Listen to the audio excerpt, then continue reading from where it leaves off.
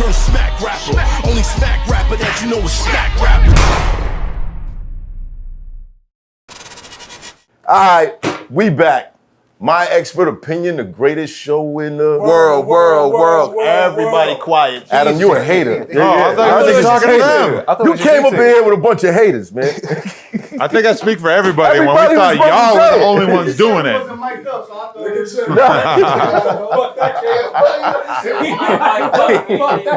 That's during the conversation. That ain't got nothing to do with the world part.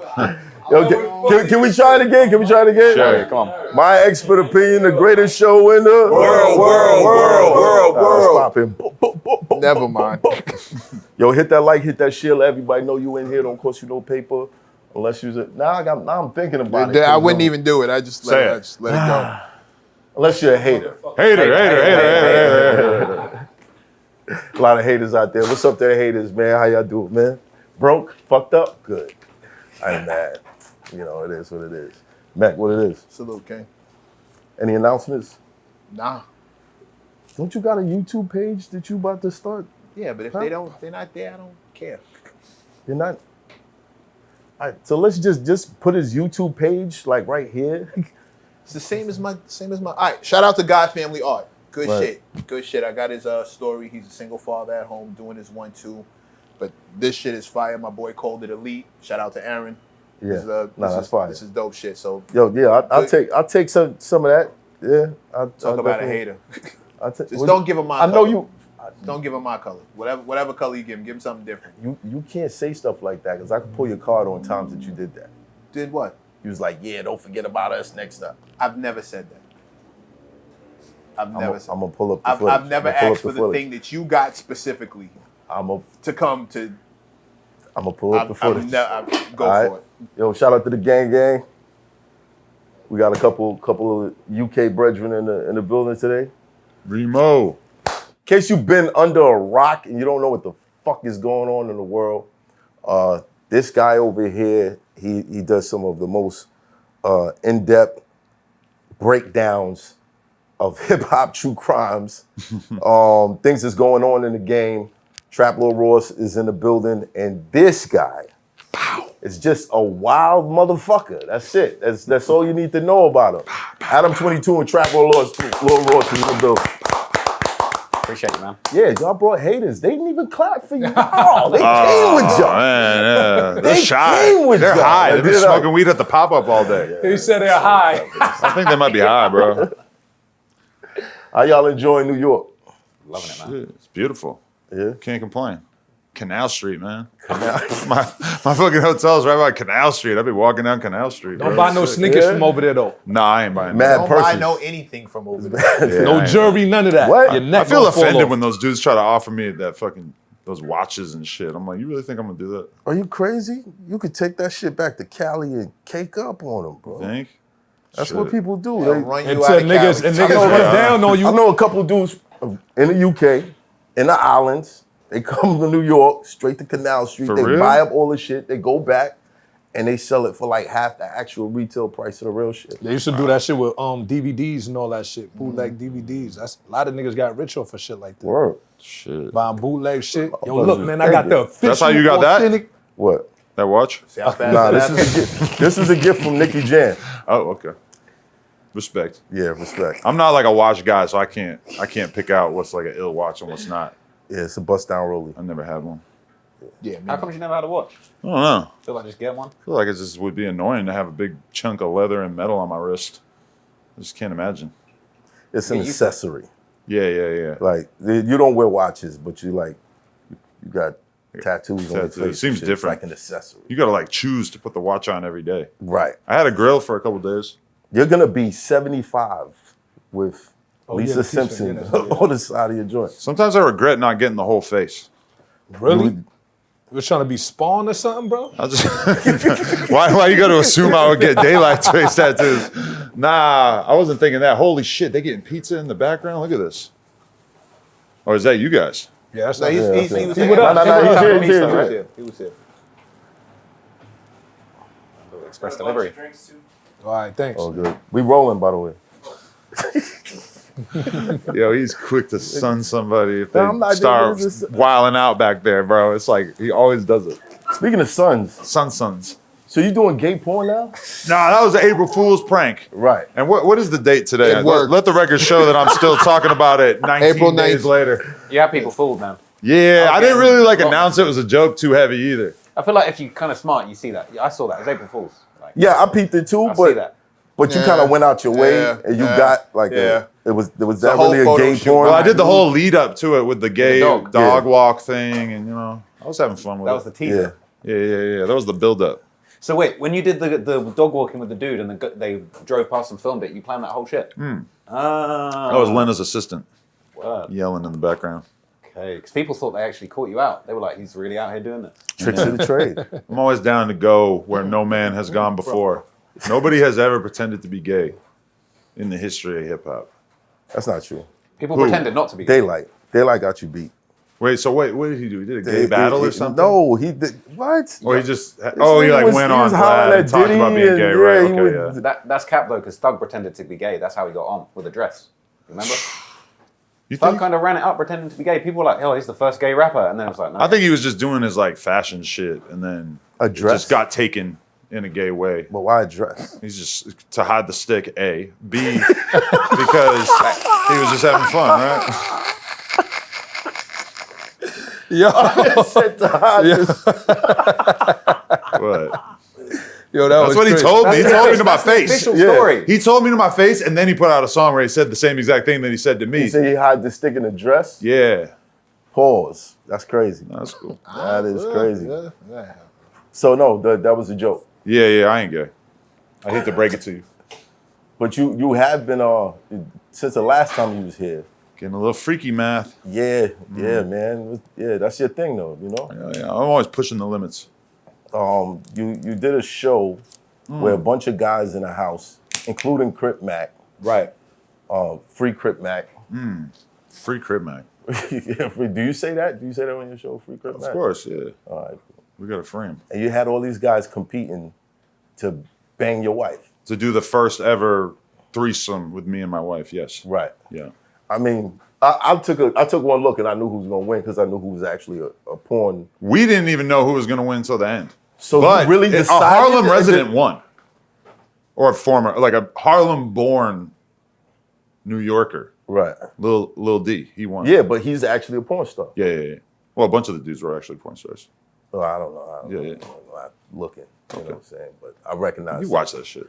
No, I went to last year for my birthday. I went to Miami, and my hotel was right next to a porn convention.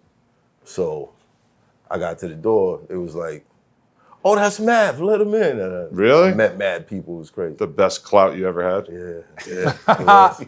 It's like, was. finally, this shit is good for something. Facts. Yeah, yo, I had a good time. I had a very good time. Yeah? It was great. Take any pics? You meet anybody you're excited to meet? I'm not gonna say a name, but yeah, I did. No free clout. I respect that. I'll show you the video later. I don't want to see it. You guys watch porn together? No. So We like, don't- you're we don't smiling either. like you got into some freaky shit at that convention. Yeah, I definitely did. Okay. Definitely did. You Sure. show up with the MATHHOFFA clout, you probably You know what I'm saying? grab a few numbers. Trap, it probably be going down for you too, right? I don't know about like to that level, but I might out here. Did Show you- up like that, he definitely gonna get it lit. Are you like a full-fledged celebrity in the UK? No, that's just the thing, bro. Most of my audience is in the US. I'm a celebrity over here, maybe, but back Right. home, people ain't really rocking with me. I mean, I get recognized here and there, but it's different. When I come to America, it's different. It's overwhelming.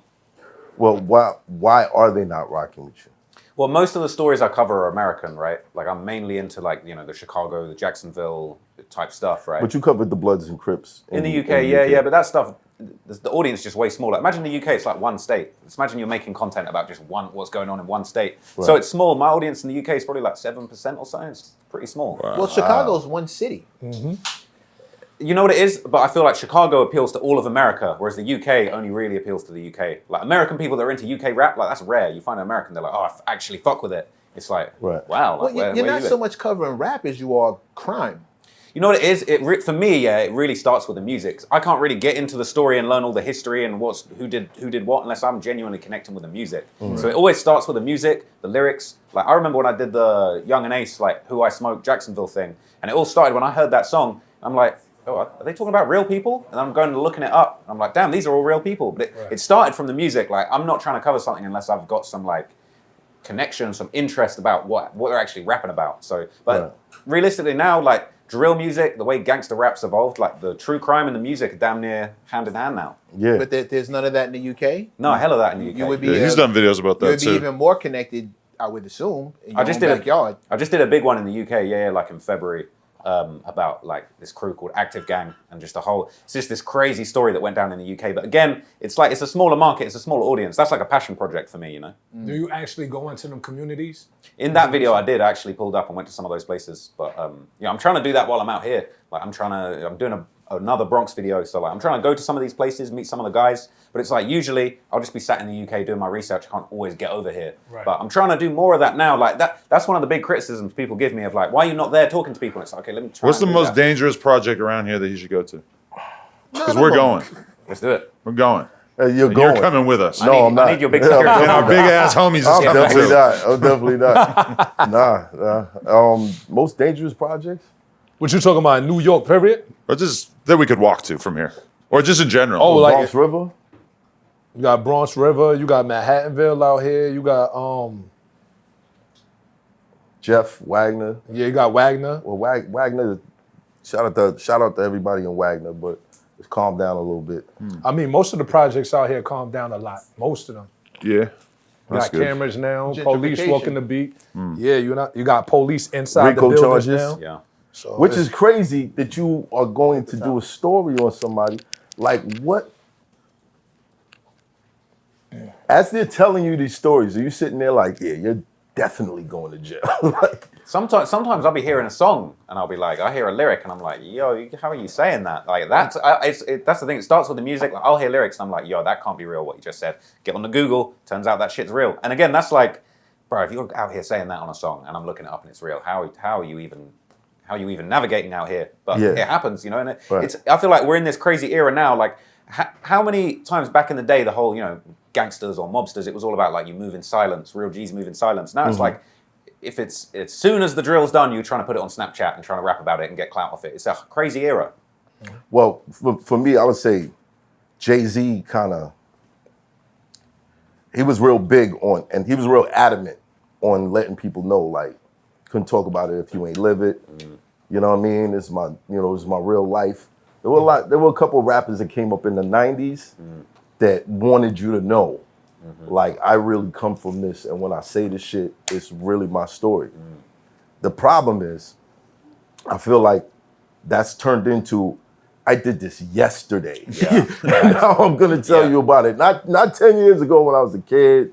No, I did this yesterday, and I'm gonna do this next week. Stay tuned. You know what I mean? And that's psychotic to me. Like, It's not even yesterday. You got guys going IG live right now. I'm going to the op block now. Come with me. Like that's the craziest thing. I did the K Flock story.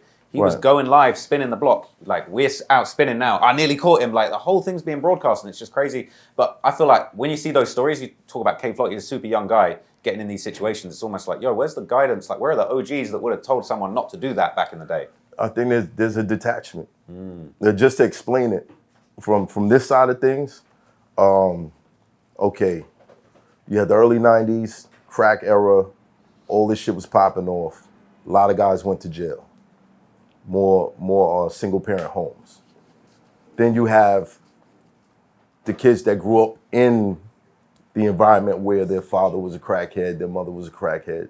So there's a huge detachment for those kids that had to raise their siblings and look out for them because their parents was too high, and they just don't trust the older voice anymore. So they just do their own thing. You know what I mean? And then there's the rappers that wanted to diss the young rappers or act like what they doing is not hip hop and all that shit. So the gap just kept getting wider and wider and wider to the point where now it's like you could talk to an OG in hip hop and he won't know who's the poppin' dude that's coming up right now. It's crazy. I feel like shit's moving so fast nowadays as well. It's moving at such a pace. You got new people that are popping up, making a song, becoming big, and then going to jail for life within real short spaces of time. You know, I feel like a lot of that social media. I feel like since gangsters got on social media, it's just been a mess. Right. Yeah, because before the internet, how the fuck would you even know about what the hell was going on? Yeah, on if the you other wasn't side from of that town hood whatever, or you wasn't in that circle, yeah, you wouldn't know shit. When I talk to like Brooklyn drill rappers and shit, and like the level of knowledge that they have about different areas of Brooklyn that are like realistically very far away, but they have such like crazy, complicated politics between all of them. I don't think anybody would have been able to really like navigate that shit so intricately back in the day. You know, that's like strictly like a product of the internet, and then the music just like exaggerates everything so much and like speeds it up. And then it gives the younger generation the wrong impression. They start to think, yeah, this shit is real. We should be doing this too. Yeah, for instance, that gangsters are on the internet. They're not. Yeah. Criminals are. No. Beck, do not Criminals get it are. twisted. Criminals are. These little niggas is gangsters, bro. No, they're criminals. They In might not LA, be the smartest they're gangsters, No, they're but criminals. these little LA niggas got a lot gangsters. of like grown ass 30, 40-year-old men who are like really from where they're from, and they're airing shit out constantly on the internet. It's like a Criminals. real epidemic. Criminals. Those are criminals. No, but There's no such thing as they're a gang members. There's no gang member. Criminal. There's no such You might thing not as think they're gangster, but they're there's for no sure such gang thing members. as a gangster that advertises. You're automatically off code when you do that. That's like a Christian murderer. But that's not. You can't take that away from them. You can still be a Christian murderer, of course. You're not a good. You're not a Christian You if might you're not be a a murderer. good one, but you're Right. you might not be a good gangster, but you're still not a a gangster, Christian right? if you're a murderer. It's oxymoron. Hitler was a Christian. I thought Jesus forgives everything though, so it might slide. You have to ask for it. You Yeah, have to be might sincere slide. when you do. And what is a body and what is self-defense is a very blurry line. Can Obama be a Christian? Sure. Yeah. He killed way more people than anybody running around here with a switch on him. Sure. But we consider it okay, right? Because You asked me if he could be. You asked me if he could be a Christian. I said yes. Right. You asked me if he's a bad Christian because he's responsible for a bunch of murders. Hell yeah. I just don't even Hitler consider him wa- murders. That's what we got to do to be But a Christian would tell you country. he's not a Christian because Why'd you he's single out murdering people. Obama? Huh? Why'd you single out Obama? I'm trying to think of somebody that Why he would not? probably give some validity to his Christianity. Obama was getting he's busy with the not like drugs. the black But like Jesus. bombing other countries as the president is Right. like kind of like a weird edge case, right? Yeah. It's not exactly like me handing somebody a brown paper bag and saying, go shoot somebody for me. But- We're also talking. He didn't sign up to be a Christian. He signed up to be the president. Being the president comes with bombing places. Being a Christian is a choice. Comes with a bunch of shit. But so is being the president. But being a president comes with a bunch of other things. Right. The whole point is being a gangster also comes with a bunch of other things. And one thing about being a gangster is you don't advertise. You don't tell. The biggest gangsters in the world, you don't know who they are. That's the whole point. John Gotti was out of here the second he was on camera. Once people knew who he was, Dapper Don, all of a sudden he's out of here. Bad move.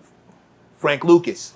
Biggest mistake he ever made was showing up ringside with a $120,000 mink and having coat better and hat seats on. than everyone. Right. Now the cops know. Bad move. Gangsters do not advertise. If you're advertising, that's not a gangster. Who was the thing guy to that do. was on the cover of Life? Was it Life magazine? That just sounds funny. Rolling Stones, Nicky Barnes. Nicky Barnes, yeah. Nicky Barnes got on that shit, out of here. Well, here's a question to what you were saying. Yeah, you're saying gangsters can't be online. Well, you say there's a difference between gangsters and I said- gangbangers. I said yes. Yeah, because I feel like we're talking. If you're putting it that way, as far as like gangsters, they're not online. I guess we're talking about gangbangers. They're banging on the net. They're net banging. Sure. Right. Now, but part of their protocol is to spread the name of their gang. They're using Right. social media to gangbang. You get what I'm saying? Not Yeah. the same way you would. but They're looking yeah. for the ideal scenario in which they're able to use the internet to make people fear and respect them, but that the cops somehow will not be able to put the pieces of the puzzle together and indict them. Which absolutely does not exist if you have this guy who's overseas doing it from behind a computer. Facts. Putting together fucking Dossiers. How the fuck do you do that, bro? I'm sitting there like, yo, this motherfucker's What made weird. you want to do that? Though? Yeah. I mean, it's not even just that he does it. He has additional like researchers who are helping him dig through all these songs and social media posts and shit. Like, Oh, damn, you just took all the magic away because from this sometimes shit. when I'm watching like the King Von thing, it does occur to me like how much fucking time could this possibly take you to go through every single tweet that this guy ever wrote, every song he ever recorded? I did that before I had a researcher though. So Oh, that for was real? me. That's all you? That was 3 months. Oh, you were a researcher? I read every tweet Von ever did. I went whole Twitter all the way to the bottom. We're talking hours just scrolling. Read all that shit. Damn. Every one of them. That's Did you read stalking. mine? I ain't read yours yet. Oh, we'll all see. right. We'll see.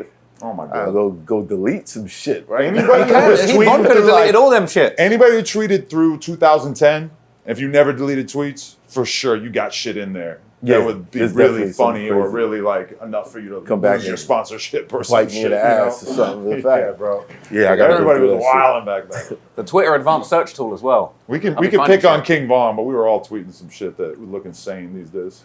Well, okay, in the King Von situation, how did you connect the bodies? Because you called him rap's first serial killer, which is, I don't know if it's clickbait, like, yeah, but It's kind of, I didn't set out to do rap's first serial killer. My goal for that project was, how many times have I heard Von rapping about, I got 7 bodies, I got several bodies, I got 3 + 4 bodies, you ain't a killer if you only got 2 bodies. These are all shit Von said in songs, right? Right. And these are hit songs. Von's mixtapes were going on Billboard. So it's like, this was shit he was putting out there for millions of people to hear, right? So I'm hearing the songs, and my thing with the Von project, I didn't set out to be like, I'm gonna put serial killer jacket on him. I was just like, let me see if them bodies are real. Like, I'm gonna try and find all of them. He said 7. I'm gonna try and find them 7. I'm trying to work out if they're real. I was thinking a lot of it might be cap, but I start looking, I read all the tweets, and the thing is for me is I'm trying to find every source and bring it together. So I got the song, I got the tweet, I got the Chicago Tribune article, I might have the full police report, and I'm just trying to piece all that together. And at a certain point in that project, I got to the point I was like, oh, I feel like he's tweeting about this one, the police report, they're saying he matches the description in this one, I'm piecing it all together, and at a certain point it was like, this looks like he did all of this stuff. And then I started looking up, I was like, well, what's the definition of a serial killer? Does he match that? And I'm reading the definition, I'm like, yo, he ticks these boxes. And that's when I came up with the title. And obviously that shit went You ain't crazy. getting no death threats after that? I get hella death threats after that, yeah. That's crazy, Yeah. bro. yeah. They ain't slide though. They ain't slide. We still got them. Hey, come on. I'm trying to go to Chicago, man. I'm trying to pull up. Nah, but you're. But seriously, like that.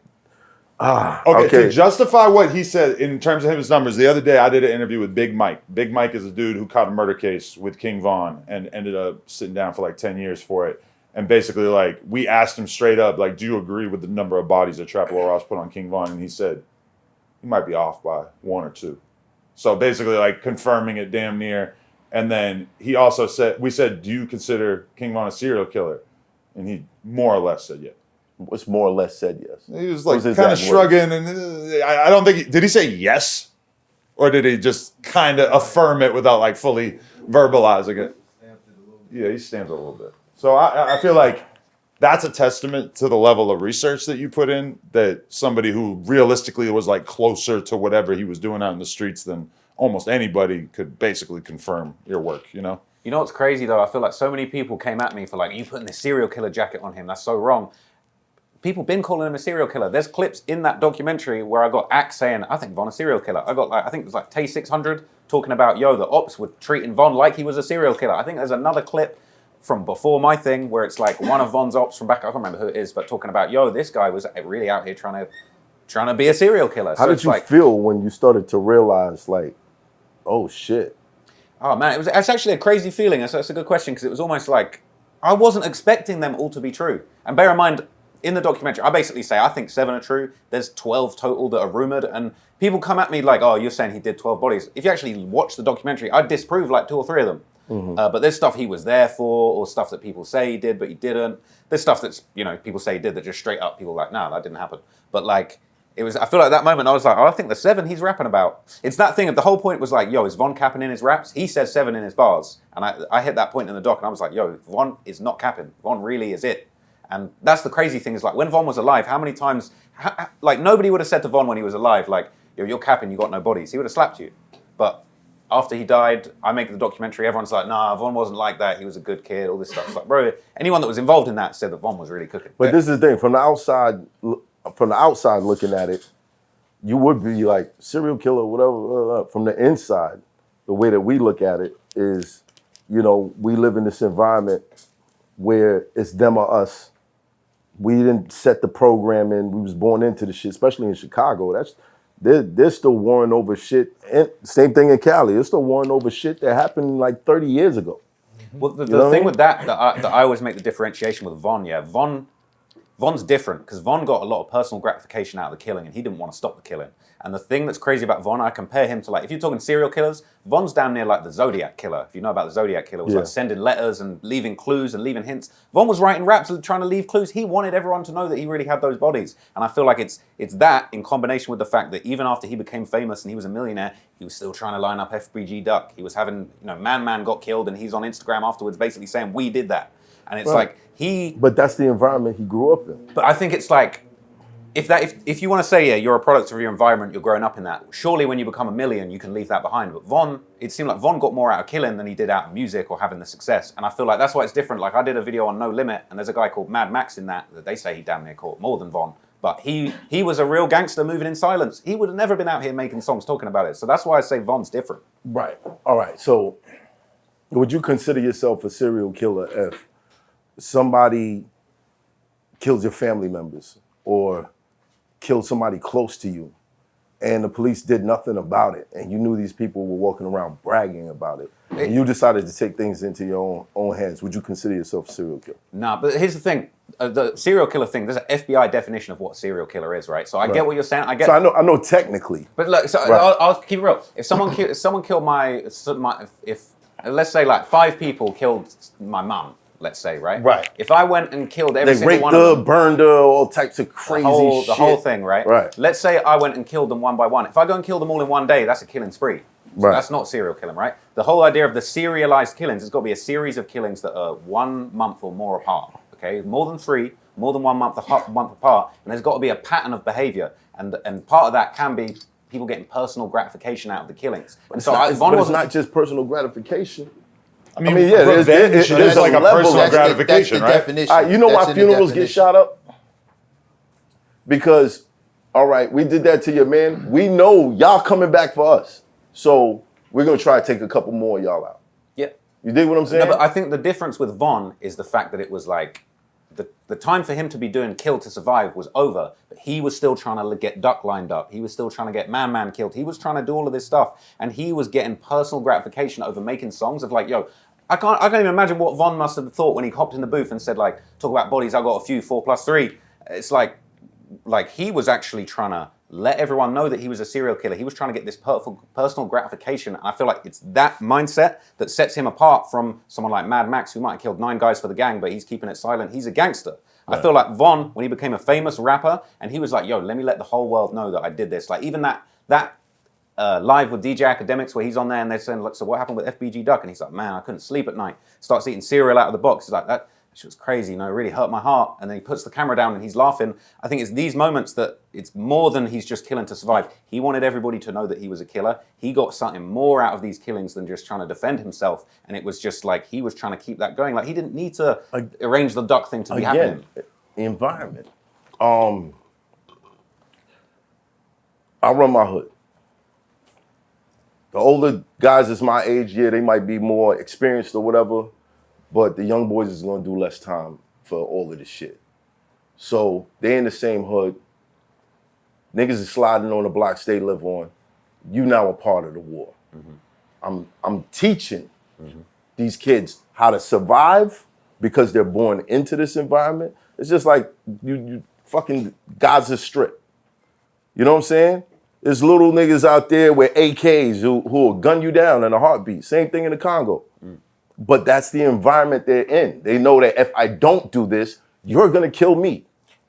You get what I'm saying? But that shit changes when they do that to 4 people all a month apart, and then they go, yo, let me start rapping about this. Let me write a letter to the newspaper saying, yo, I smoked these 4 people. You're never going to catch me. Let me do that. Let me try and create a little mind games and try and let people know that I really did that shit. And let me try and line up another guy and I'm going to make a song about it. Like, you see the song Took Her to the O, the music video. Mm-hmm. King Von made a music video in February 2020, Took Her to the O. And in that video, he creates this fictional scenario where he kills FBG Duck, and 6 months later, FBG Duck is laying dead.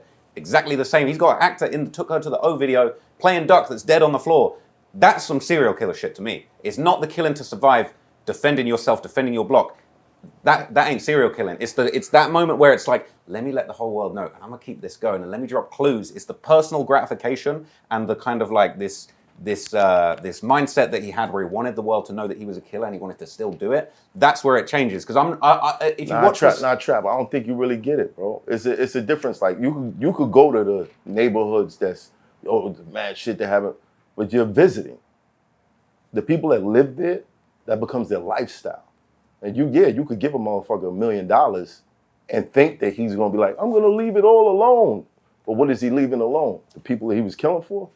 you know, no, he's not gonna leave those people. No, but here's the thing. I feel like I get where you're coming from, but I feel like the area where you're maybe not getting where I'm coming from. So, for example, if you see in that documentary at the start, I even say, I'm like, yo, look, I got to have some sympathy for Von, because even though I'm about to say this crazy statement, I'm basically like at the start of it, I say his dad was killed by sniper. Someone shot him, a sniper on top of one of the towers in Chicago, killed his dad when he was 11. Right. So we're talking about a kid that's going through that. That's him growing up. That's the idea of what his role model is. So I've got sympathy for that. But I feel like you're trying to defend Von as if Von's like every dude in the street. I'm not Von is different. Von's the one anomaly. He's the first and only motherfucker that was on some shit where he wanted everyone to know, and he's right in these little clues. What made you want to do a documentary on him though? The bodies, he said he heard them. Well, no, but more specifically, I was always a fan of Von's music, right? And I made a couple of videos about Von when he was alive, and he was not feeling that, right? But that was like a separate thing. I didn't know the extent of it. But yeah, because you was doing the work that lazy police officers didn't want to do. I guess so. I'd be pissed off. Like, nigga, why you working so hard? These niggas ain't doing it. And what there were certain for? bodies that he documented that King Von and his team were like particularly interested in making sure were not documented on the internet. And I mean, the only logical reason why is because he did those ones, specifically. Possibly. Certain ones. Allegedly. But these are the same ones that the cops have said that he would have basically been charged with if he was still alive. Wow. Yeah. But the reason I did it specifically, I was a huge fan of Von's music, right? And for me, it's the same reason I did the Youngboy video, where it's like, I just wanted to, even if I wasn't doing this as a job, I'd still be a King Von fan. And I would still want to know. If I heard him say he's got 7 bodies, I'd still want to know, yo, is that cap? Now I'm confused, because now you're saying you would be a fan of a serial killer. I got a Von tattoo. I'm a fan. You got a Von tattoo? I got a Von tattoo. Oh man, see my Von tattoo right there. He a stalker, bro. He say he read all the tweets. I got a Von tattoo. Oh, you giving you vibes. I want to get one. Got a King Von. Von changed my life, man. For real. But originally, but I'm a huge Von fan. Even before I even knew the extent of it, Von songs get me lit. If I'm going to the gym, I'm listening to Von. I'm going hard. Right. This is the thing as well. People feel like they act like I hate Von or I got some vendetta against Von. Von was fire. Von, I don't think you could think of anybody else that actually went through that street shit, was actually deep, knees deep into that war, and then could actually make good songs. Like his storytelling, like I don't think there's many rappers that could be as good of, could paint as much of a picture of a story as he could. According to you, he wasn't that good of a storyteller. Well, he was really doing that shit, but he could paint a picture of it. He told the story through his social media and shit as well. Like Von is so unique because he actually made amazing music and like really captivated a huge amount of people and was like the most extreme version of like this idea of like a killer that we kind of got introduced to in the Chirac era. You know, this like totally different type of street dude that was like a polar opposite in a lot of ways from the types of dudes that we kind of came up idolizing, like a Jay-Z or whoever that might have been talking about their criminality, but it wasn't anything like the way that we kind of got introduced to like Chief Keef and Dirk and all these dudes. Right. And then King Von is just like the most extreme version of that, plus the music being really good. Well, I think if there was social media back then, it was still a different kind of rule. Absolutely. Like, don't talk about certain shit. It was always ambiguous. Like, even remember, like, you know, there's that 50 lyric where he's like, he got hit like I got hit, but he ain't fucking breathing. It's like, it's ambiguous. 50 ain't saying, I got back on them guys that shot me and he dead. It's like, it was like, oh, I could read into it. Oh, what's he saying? Is he hinting? Whereas Von was straight up like, I've got 7 bodies. Like, if you only got 2 bodies, you ain't a real killer like me. Like, that's a crazy statement. Right.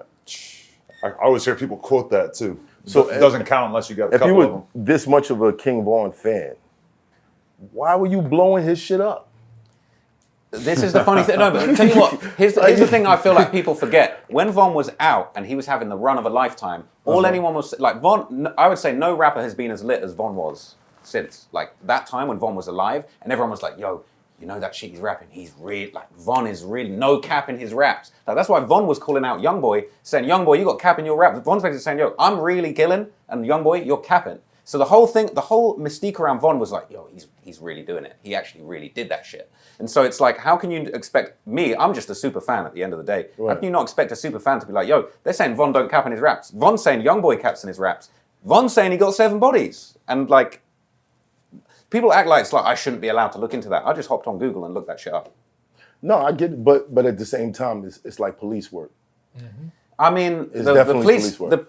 the police. This is the funny thing. Like I imagine the feds have like you think that you think, office buildings full of trap law Rosses. Oh, okay, just yeah. I thought you were going saying, to work. I thought you were saying they got a building. They're just watching me. Did Right. you actually meet him? Von. No, I didn't get to meet him. No. I didn't get him. Yeah, I but if you interviewed met him, what do you think is? I interviewed What him do you think before that- I knew about all this shit. Oh, yeah. What do you think that interaction would be like? Bad. Bad. He would not be fucking with me. Would you show him the tattoo?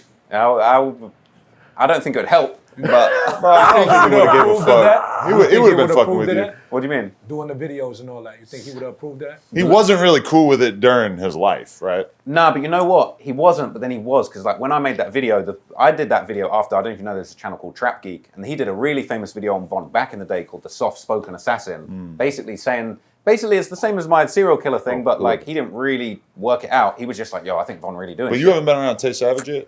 Not in person, only on the phone. I mean, he would fuck with you.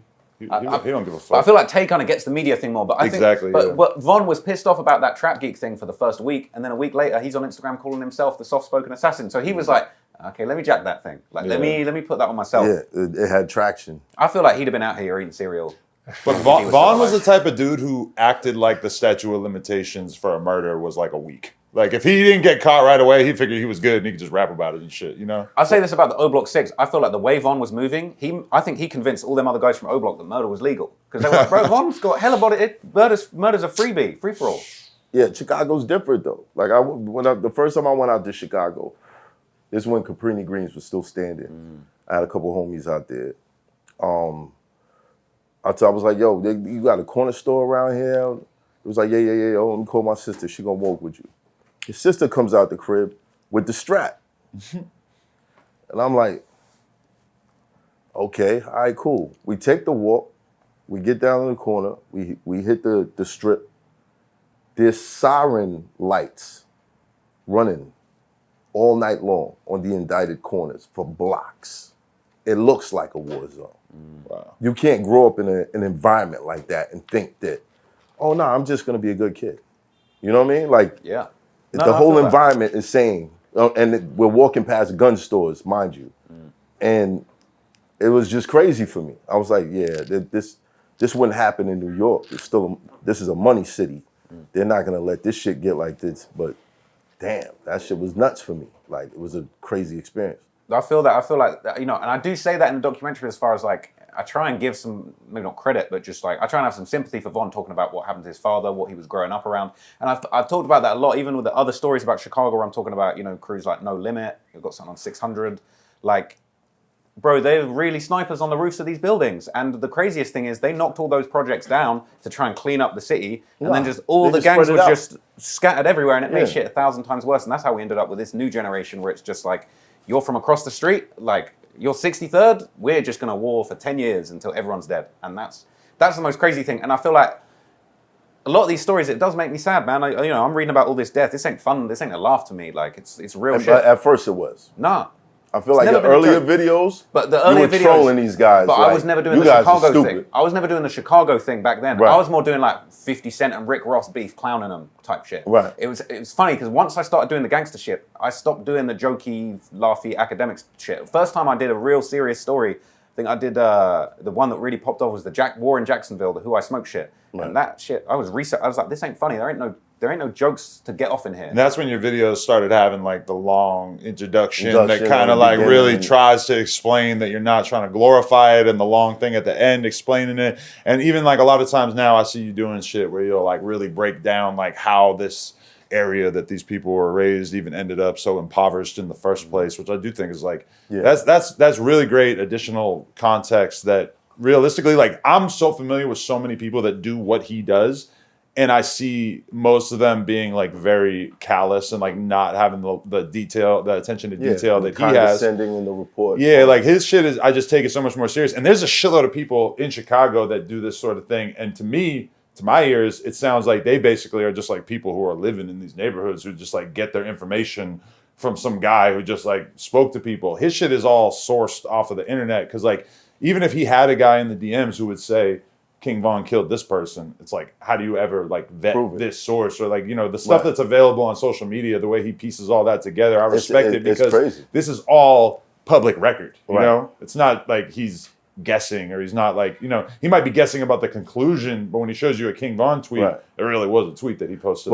But if I was a serial killer rapper, I would hate you, bro. I would hate you. I'd be like, yo, this motherfucker. But I don't think it's really like his job to be well liked, and I don't think he can do a good job. Inconspicuous if he's well liked. I thought I was on the low, like just dropping little hints, but you can't follow. Like Von knew what he was doing though. Von wasn't on the low. That's I don't know. I feel like people rewrite history because it's like people like Von wasn't on the low, bro. When Von was around, Von was doing the most. Right. Doing the shit with Dirk. You know, they caught that case together, talking about they're on camera shooting. Like, Von was doing the most. Even that interview with Charlemagne, that first appearance where Von's with Charlemagne, and like Dirk's like, yo, this is my guy, he's got a crazy story. And Charlemagne's like, what you do? And he's like, yeah, I got body in 2 attempts. Like, Von's proud of that shit. Von's rubbing it in Charlemagne's face. Charlemagne says to him, he's like, how you beat it? You didn't do it, right? And Von's like, nah, lawyer.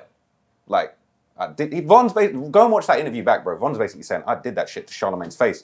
Dirk's coughing, telling him, trying to get him to be quiet. Like, you watch that interview carefully, there's a lot going on, and Von was doing the most, bro. I mean, that story is so crazy that nobody should be surprised that somebody had to emerge to really, like, document that shit. To me, I feel like hip-hop's lucky that they got somebody who actually has, like, a real dedication to the truth, because there's a lot of other people making videos like this that are just kind of just making shit up. You know? I try and do it in a sensitive way. I know a lot of people don't rate me, and I know, you know, we're going back and forth, but it's like, people will put the jacket on me like I'm one of the channels that's just going like, yo, and this guy smoked this guy and he's got hella bodies. But I try and do it in a sensitive way. But at the end of the day, there's going to be people making content on this stuff because this is what's going on. Drill, I didn't invent drill music. Like, that shit was there. And like, I start looking through it. That's my job, is to just put across the facts, not to like, try not to hurt people's feelings. And realistically, bro, we're talking about Von, like, bro, I'm on the side of let's like not kill people. I feel like killing people is bad. Like, I'm gonna throw my, I don't know if that's controversial, but like, I feel like, you know. But you have a serial killer or a proclaimed I know, it's crazy.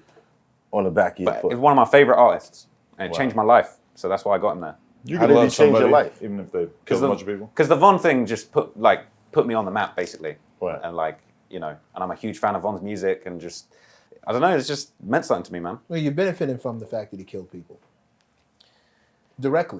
He was the most benefiting. He was killing people and rapping about it and making millions. You're benefiting. So you're like your Robert F. Kennedy to Hoffa. I like to see it as like, I'm benefiting from like quality journalism. Like, in the same way you could say, well, CNN's benefiting from the war in Gaza and Palestine, right? And it's like, you really? No, but you're covering Really? you covered one specific dude and it blew up. Like, so No, you he I covered a ton lot of of stuff, people. yeah, I got a lot well, of stuff. yeah, but let's not split hairs. But that's the biggest one. Like, I'm Exactly. gonna cap So like let's that's not the let's biggest not one. talk as if that's Everybody not the thing. deserves to be paid for their hard work. I didn't say anything about that. Even But I, snitches.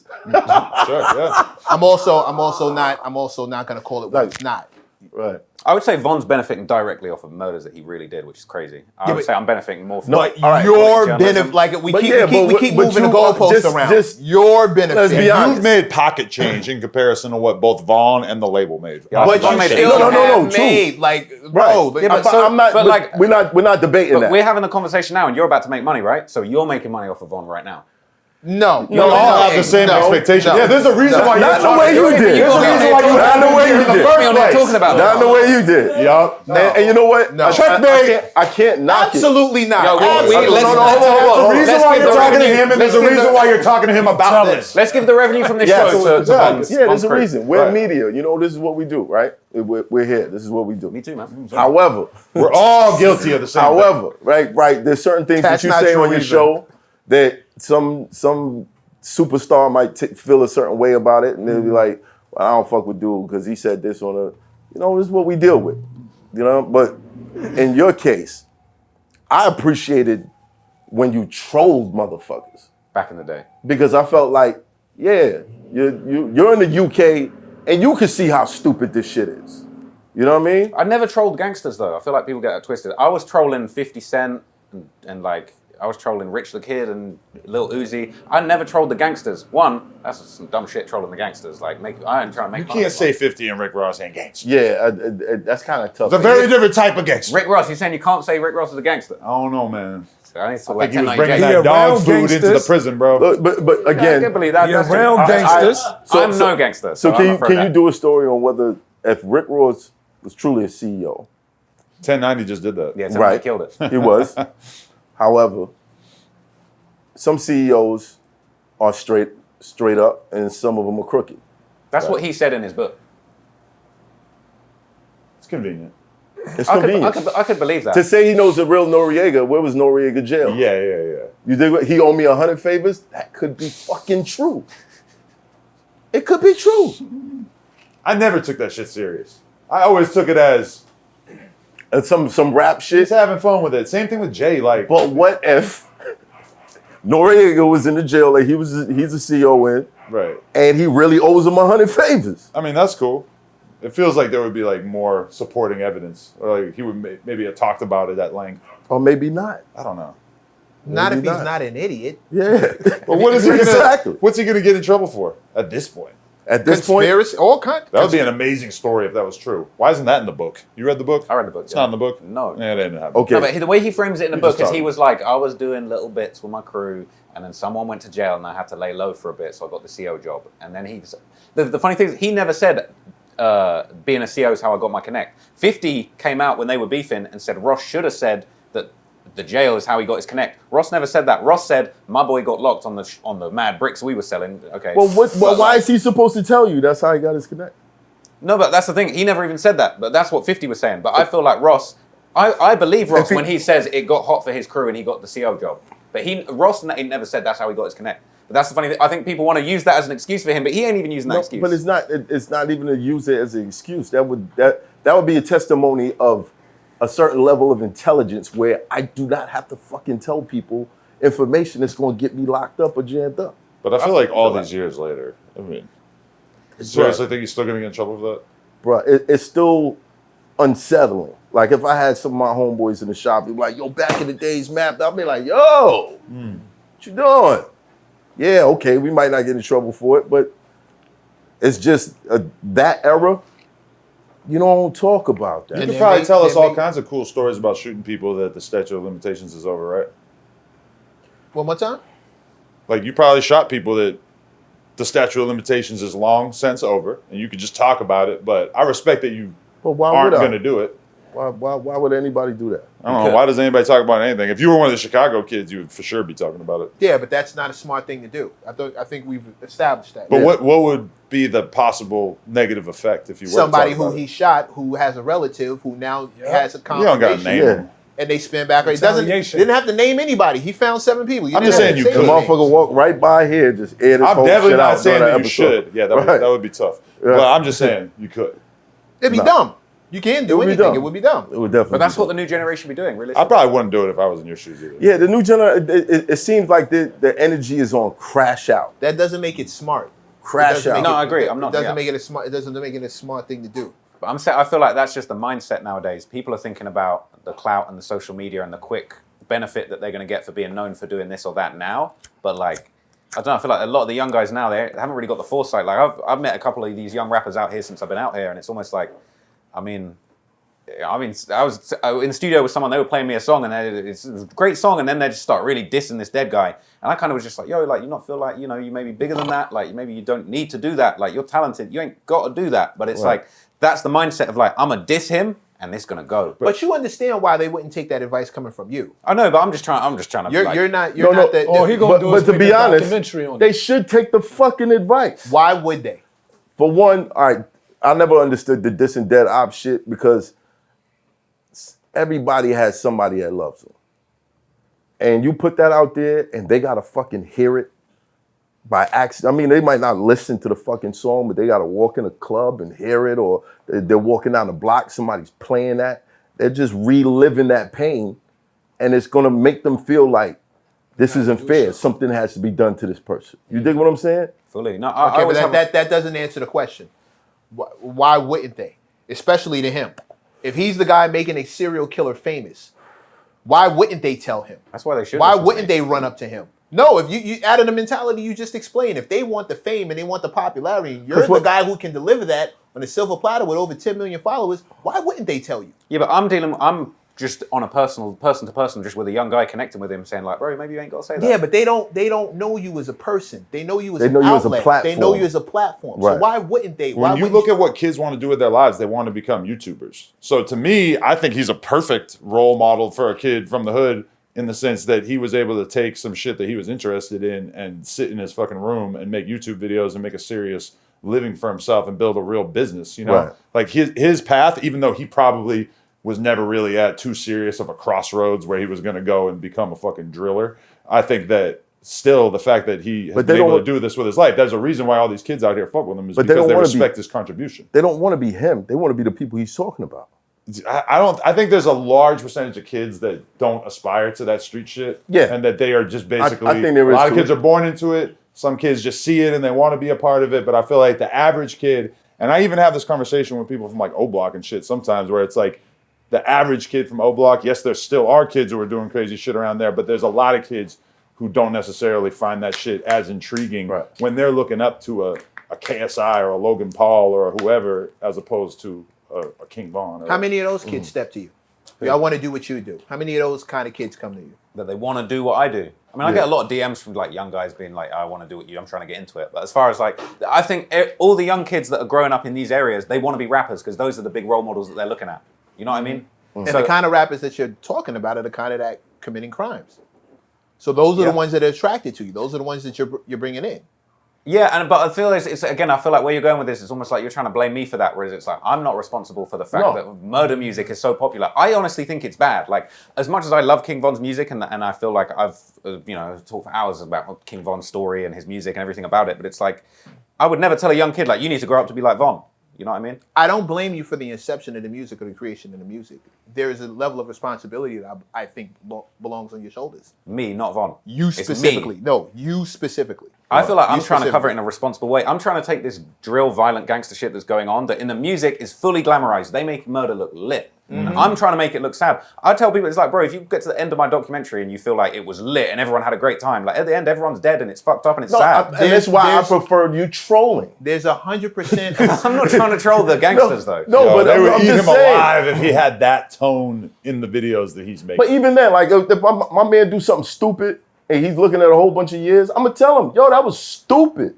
That's mad dumb, bro. Like, why would you do that? That's like what Ak used to do with the war in Chirac, though. He was like, these are the dumbest crash outs I've ever seen, and I can't believe he just caught another pack. Like, and like, that's what Ak was doing back then, and he was going that approach, but that's just not my approach. And I think that the criticism of Ak for his content during that time period was fairly valid. Like, I like that content, and I think he probably should have kept doing it, honestly. But I also feel like your shit is so far on the other end of the spectrum. Like, you are documenting it, but the way that you're covering it is with care and from like an empathetic point of view, like telling these stories. I don't know if that matters as much as you think it does. In a generation where attention is the new currency and everybody wants to be famous, I don't know if that level of concern is really the delicate glove that you're saying. It's Well, like I don't people know that how much watch of your stuff he's Scarface. watched, but I just feel like the tone of his stuff is not how you might be kind of presenting it. And it's miles away from the orange. Everybody in the 80s watched Scarface. All the motherfuckers who decided to be drug dealers after that forgot how it ended. Yeah, but I ain't making Scarface. No, but this is what I'm saying. Like the people that watch, it's not for that. They're not getting that. They're like, oh shit, it's lit. Wow. And what he's doing is important because he's telling the whole story. I don't know if you realize this because nobody watches the fucking news anymore, but the news is covering rap beefs and gang killings related to rap beefs. They'll do anything for... They're super invested in telling these stories as well, but they're giving you this extremely brief, not in-depth version of what's going on. His shit is covering this, and this are like traumatic events that happened to King Von that led him to become this person so that you can understand how he ended up that way while also like not totally like co-signing and condoning the behavior that he was doing. Okay, so since we're on a topic of empathy, how did you feel when he died? Sad, man. Really affected me. It was a sad day. I remember where I was, man. I was doing an interview with a UK rapper. We all got the news because we're all into this shit. So it's like people are looking at their phones like, yo, Von just got killed, man. Like we got that news, and I remember just feeling, I don't know, man. I just felt this like it just really sad, and just that feeling of like, because this was like one of my favorite rappers, and like I loved his music. I think his tape, that proper full album that he just dropped, Welcome to O Block, come out like 2 days before he died. I was listening to that shit on repeat for days, and I'm thinking, there's gonna be no more music from Von. Like, what's happened? How has this happened? Like, what's he into it with? I don't know, man. It really affected me. But there's been a few rappers, like people that I like, that I'm into, that die. I mean, even just like Pop Smoke. When Pop Smoke passed, like I was deeply just into Pop Smoke's music, and it's like, I'm not gonna act like it's like affecting me. Like I never knew the Pop Smoke. I never met King Von, but it's like I feel that loss, and I feel like hip hop feels that loss. Like when Pop Smoke passed, like he was on the road to greatness, and we lost a great when he died. And it's like, I don't know. I feel like people want to act like I'm so removed, but it's like I'm really passionate about hip hop. I'm passionate about these people. People would get that feeling, especially how you dress. I'm just saying, you could have came in here with a hoodie. They'd be. But he's having a special day. Yeah, we got a lot going on today. He's had a mafia day. It's a mafia day. It's a mob day, yeah. We're gonna get into that. The eagle eye watchers will notice someone he came with. I'm saying, people that know, they'll know later when we got tapped content in that drops. All ends of the streets. You know what's crazy? I think it's really interesting. You know, I want to just hit this, right? I know people like to hit us with the culture vulture thing, right? But I heard something really interesting the other day. You only say that because y'all white. 1090, Thank you. But 1090 Jake said how much of hip hop had been influenced by Italian American mafia and mobsters and mafiosa rap and the sorts of things people were rapping about. So much from Italian American music from back in the day. Not music, sorry, the stories and the films. It's just really interesting how it's like this gangster culture that's so popping in hip hop right now. In a lot of ways, it's evolved, and there's been things borrowed from like the Italian Americans and the mob. It's just really interesting how like gangsterism and music evolved. I mean, because it was popularized. You could go back before that, and you could say, okay, there were black gangs, but nobody really celebrates like their history. You dig what I'm saying? But Italian, they make movies about that shit. They make it look good. Italians were successful at being criminals, and crime and the streets and hip hop have always been next to each other because hip hop was birthed in the streets. But it's not the same thing as one's being directly influenced by the other. There have always been criminals and street dudes in hip hop because that's where it came from. It's birthed from struggle. So if you're going to struggle, there's going to be crime. Right. That's kind of the key point of struggling. The reason why the mafia is looked up to is because they're successful criminals. They're very successful criminals. Black people are not successful at being criminals. We don't organize very well. So that's one of our issues, and the reason why you look up to something. In this time. Period. Yes. Whatever. In the modern era. Yeah. Black people in crime, we don't organize very well. Like the you look at the Yakuza, but even those were street gangs compared to how the mob moved. The mob lobbied actual politicians. The mob got next to They got their actual hands people. They paid people off. They did it the right way. So gangs in Chicago were doing that though. You know, you had Jeff Fort, and you know he was getting into politics. Like that's why they kind of wanted to put a lot of these guys away, because they were starting to get little political. People like Larry Hoover with the growth and development. Like once the sort of African American gangs started trying to get political, you could tell the government, they wanted to crash that shit down. Yeah, because the COINTELPRO got at us before we were committing crime. They've always watched. So that's not new. And I just hate it when hip hop gets mixed up when we start talking about crime as if hip hop and crime are synonymous. No, one's a culture, and the other one happens because of lack of resources. But hip hop and crime are not synonymous. But gangster rap is the crime genre of hip hop, right? Gangster rap is the telling of what had to happen with these people before they were able to make a living doing something else. But it's hard to imagine somebody being a criminal and then expressing that life through like rock music. Like, I don't know, it's just kind of like something I haven't really seen. I would actually be super fascinated if that did exist. Or like country or some shit. Like, it's just kind of default. I was having a conversation with a guy who's like an expert in metal the other day, and he said something that made me realize that like, it's not that everybody who listens to metal is racist, but if you're a racist, the likelihood of you listening to metal is like 95%. You know, it's just kind of, you're gonna listen to the whitest. It's just that like, no matter, for all the time, the metal community is always gonna have problems with racists basically trying to be part of that community, and they're kind of always dealing with it and having to like police it and shit like that. I know in the scene I grew up with, going to hardcore shows and shit, there were literally like gangs that basically like formed in the scene to make sure that when skinheads showed up at the shows wearing swastikas and shit, that they would get the dog shit beat out of them and wouldn't be allowed to come back, you know? Wow. To answer your question, it really depends on what kind of crime we're talking about. Hip hop is maybe popularized or talks about the sexier kinds of crime. However, but if we're talking about country music, and if you consider woman beating a crime, But it's not like a bunch of guys get together to like make money by beating their wives. Or no, like but there to, are definitely a bunch of dudes to who will spread get their reputation as women beaters. there are definitely a It's bunch kinda- of dudes who will get together and make money from guys who talk about making songs about beating their wives. But I don't And think people really do that. I'm talking more about like organized crime, you know? well, that's why I said the sexier kind. You're talking about the kind that they make movies from. They don't Right. make movies about beating their wives, going on meth, having gang fights, beating the shit out of people.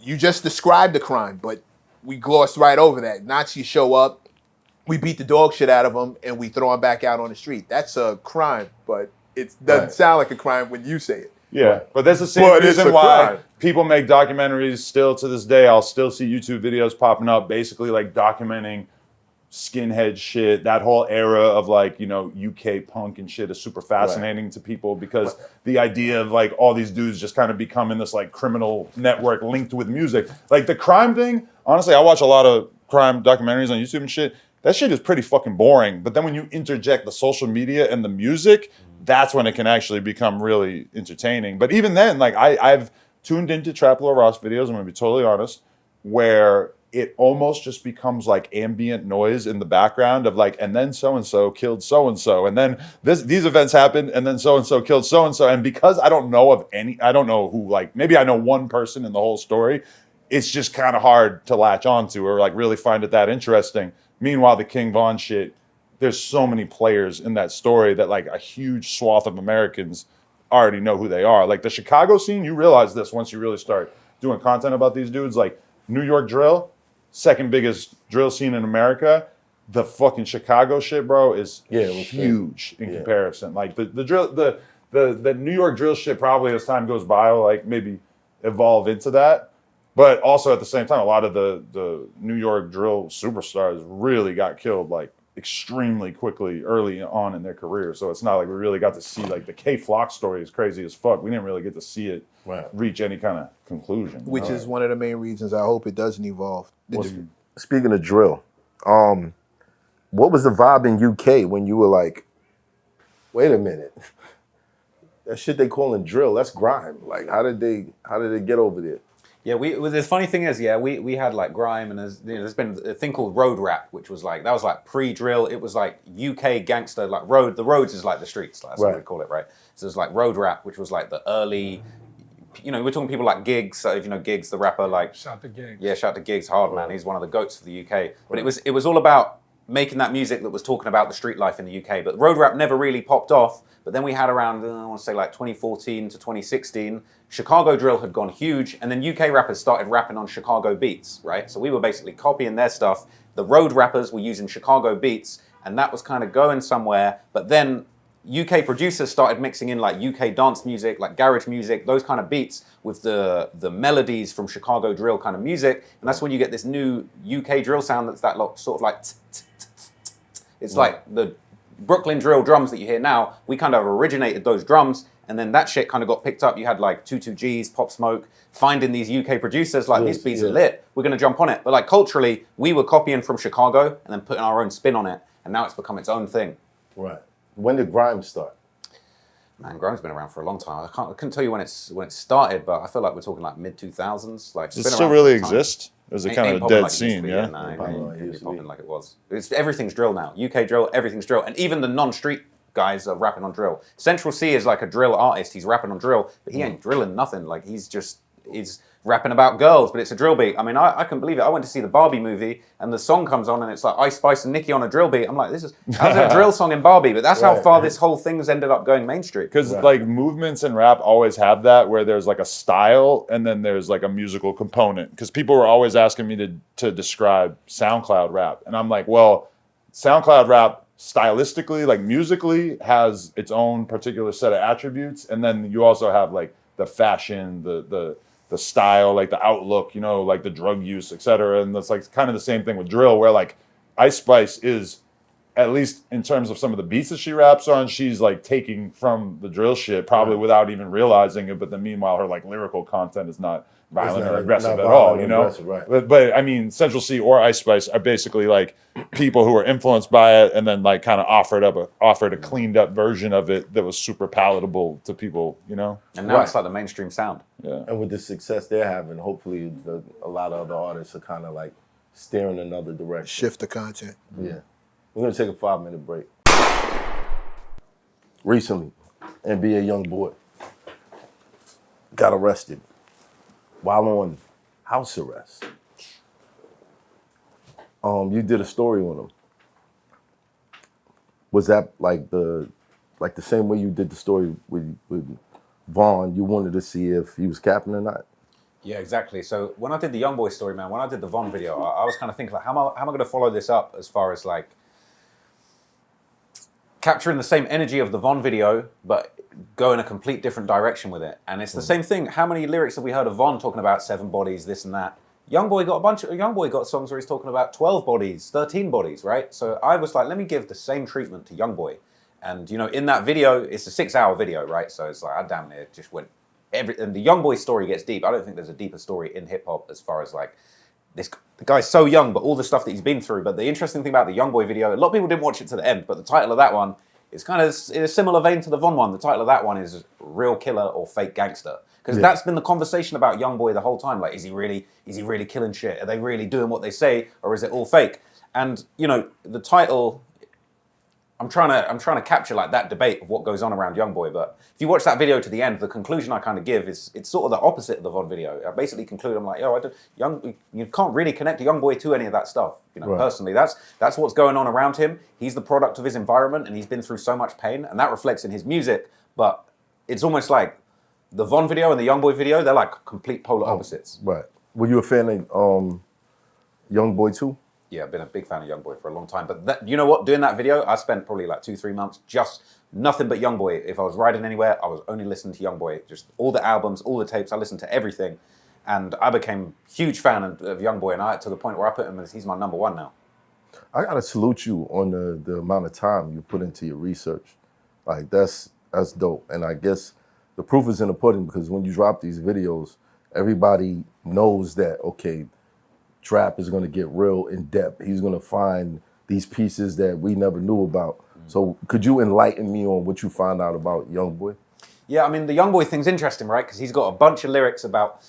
It all starts with the lyrics. It all starts with the music, right? You'll listen to YoungBoy's music, and bear in mind, he's got a lot of songs, right? So it's going to take us a lot of time to get through all of that stuff. But you're hearing references to all these different people that have had a big influence on him. You know, he talks about his grandmother, his grandma raised him. You know, the situation with his mother. He's got another woman, Monique, who's not his mother. It's OG3's mother, but he calls her his mother. So you're learning about all these people. You're learning about people who have passed away. You know, when he was, I think, 10 or 11, he had an older kid from the neighborhood that was showing him how to move called Lil Dave. He ends up getting killed, I believe, at a rally to stop violence. Lil Dave ends up getting killed. And YoungBoy's only like 10, 11. His OG, the older kid he's hanging around with, is getting killed. This is the pain and the situations that he's going through. You know, he gets a bit older. You know, his manager, Big Dump, gets killed, and there's a whole bunch of murders back and forth in Baton Rouge. So it all starts with the music. But for me, I feel like the interesting stuff I found was just as far as like looking into all of these little micro stories, all of these supposed, like I say, 12, 13 bodies. I swear he put out a song the other day. He's talking about 15 bodies. It's just gets silly, but it's actually picking up those lyrics and being like, well, who are these people? Who are these little stories we hear about? And, you know, we're hearing stories about people in his crew getting shot, his manager. You know, it's interesting, like, there's so many YoungBoy lyrics about, you know, he's got some Letter to Big Dump where he's talking about his manager and sort of losing him. But it's like, as time's gone on, things are going full circle. You've now got Lil Dump out here, who you've interviewed recently, who's the nephew of Big Dump. And it's almost like, you know, he's got a vlog where he's taking you to the spot where Big Dump was gunned down, and he's explaining the story, and he's saying, you know, he was right outside, you know, this was where it happened. And it's like, the more I looked into it, the more I'm just understanding the pain behind the music. And again, I think people get the wrong idea. It's like, that video is not about me trying to say YoungBoy's a criminal, he did that, he did this, he did that. If you watch that to the end, I actually say, yo, YoungBoy ain't really do none of that. They need to let him live. But we're still breaking down and understanding these stories of like, when he's got a song like Letter to Big Dump, you know, I'm trying to get to, well, who was Big Dump? What was the impact that this person had on YoungBoy's life to the point where he lost him, and how much that's affected him? And even now, you got this situation with YoungBoy, and unfortunately, he's got new charges with the prescription drugs. But it's almost like, I wanted to answer like, well, why is he so into drugs? Why has he got all this pain where he's fallen into having to do drugs? What's he been through? Who are these people he's lost? Like, how bad has it been out there for him? And like, for me, I really wanted to just try and truly understand this guy, because I feel like I would say Youngboy is probably the most misunderstood rapper out. I feel like most people... In what way? I feel like people think he's dumb. He's just a young, dumb kid who's just catching cases. He's an idiot with the guns, and he's got another case. He's so dumb. But it's like, I'm trying to get to the root of like, yo, like you were saying earlier, this kid's the product of his environment, growing up in Baton Rouge in some of the most treacherous streets you could imagine. Right. He's become a product of his environment through everything that he's been through. And it's like, I've tried to gain an understanding. Even shit like, people say with Youngboy, how I say misunderstood. People are like, oh, Youngboy, it's low quality music. He just fires out trash music and doesn't think about it. Like, no, this guy's been stuck on house arrest for years. He's got nothing to do but record and put his pain into the music. Right. And I'm saying, okay, why is he doing that? This is why he's doing that. Where's this pain that he's putting into the music coming from? These are the stories. And that was my goal with that video, to just try and give a complete picture of Youngboy. And I feel like if you don't understand, people that misunderstand Youngboy, if you got 6 hours spare and you go and watch that video, you're going to come out the back of that and you're going to truly understand why he is what he is and why he's in these situations. And I got a lot of sympathy for Youngboy, and I honestly feel like he's like, as much as people say he's the best, I feel like he's underrated and misunderstood. He's misunderstood as an artist. For me, it's as a father, I kind of find it hard to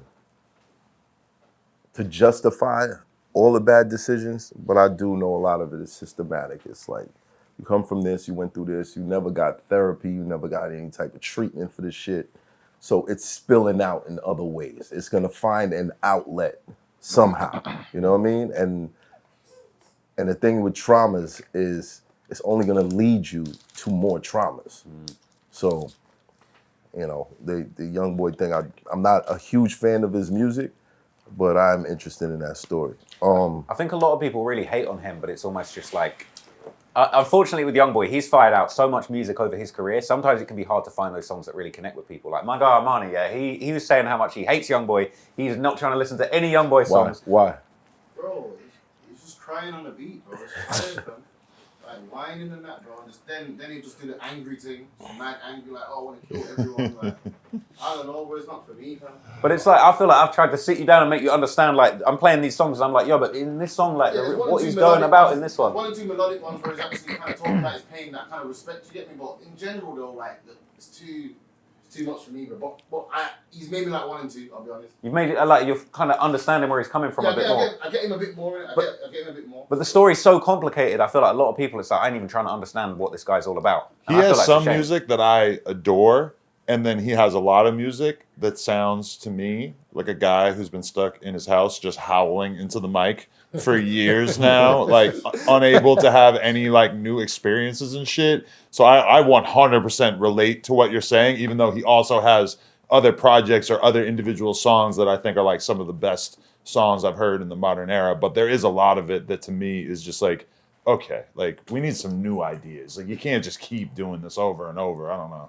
They got to let him off house arrest so he can see the world and get some new ideas. Like he's been stuck in that house. If they let him off house arrest, he's going to jail again. Like, you know, obviously, like he managed to find a way to get these crazy ass charges even while he's locked up. Like to me, I relate to him because he's the kind of dude who, if you give him an inch, he's going to take a mile. I guarantee that him taking prescription pills while on house arrest for this shit, like, started off slowly, and then kind of, like, slowly, as he got used to it, he progressed to the point where he's basically running this, like, fraud ring and calling pharmacies, pretending to be a doctor and shit like that, you know? And I can kind of relate to that because I'm the type of person who I consider myself incredibly lucky to have gotten into, like, legal careers because I just always felt like I was the person who would find, like, a little hole in the system where I could make money, and I would just keep pushing it. And I feel like a lot of people can relate to that. I feel like Youngboy is the most extreme version of that, you know? Well, he's got a lot of growing up to do. Circumstantial. A guy that was selling to him probably didn't want to do it no more. He's probably taking too much. Now he started making desperate moves, and now here he is. But he also posted this photo with like a shitload of prescription pills all like encircling his head to his like 10 million followers or whatever it is.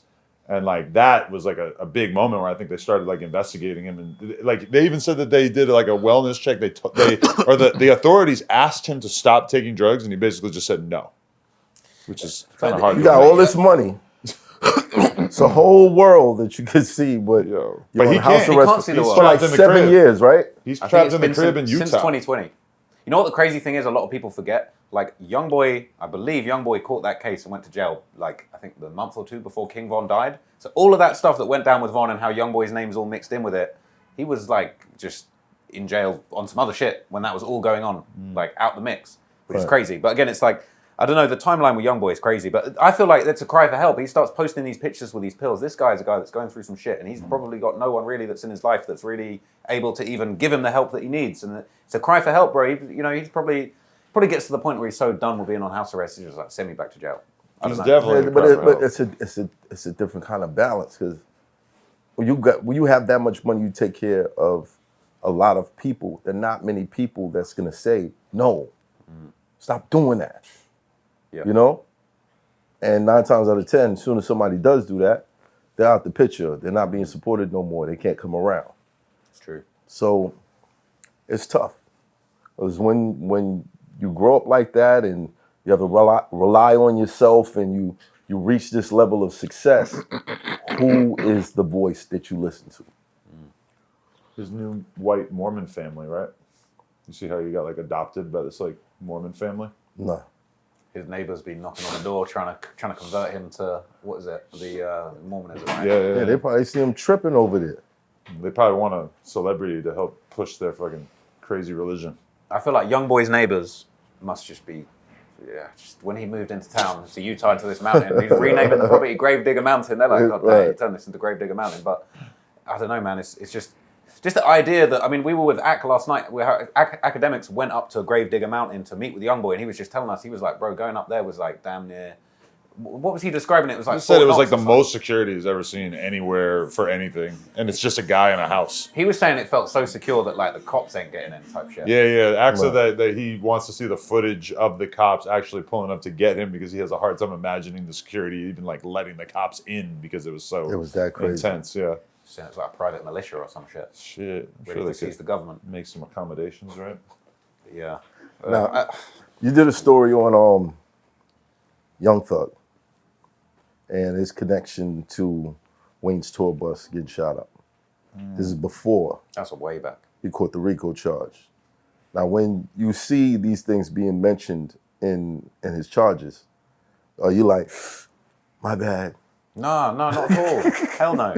No, but this is the funny thing, right? I did two Young Thug videos, right? Right. The Wayne one was kind of a separate thing. That was way back. And then I did the YFN Lucci one, which was like, that was like 6 months before his case. Right. But people wanted to turn around and be like, oh, you got him that case. But then when you actually read the indictment, they got DMs and shit that I would have never seen. The extent to phone which that they've calls, got. text messages. But it's just, I feel like it's more crazy to think that like he was moving so reckless out here that just some random guy from England 6 months before the real paperwork dropped was able to piece it together based on lyrics that he put out. You know, the guy that is the murder on the case, Big Nut, you know, Donovan Thomas that everybody's talking about, there's a vlog of Young Thug and Birdman with him back in the day on the vlog talking about I'm with the biggest blood in America. Even forget this case. How's Young Thug in 2015 on a vlog with like, yo, his is the biggest blood in America, by the way. Like, that's crazy.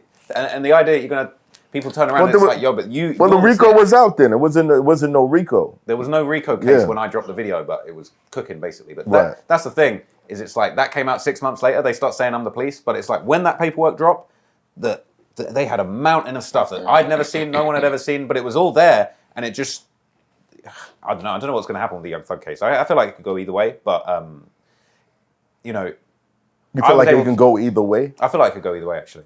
Have you been following like the trial and all that Yeah, stuff? I've been following it pretty closely. There's It's so a bit much of misinformation in that shit. It's ridiculous. It feels like there's just nothing happening. No, not at all.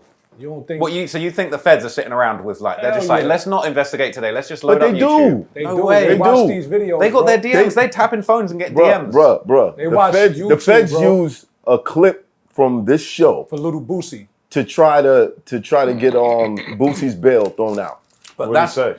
Huh? What did he say?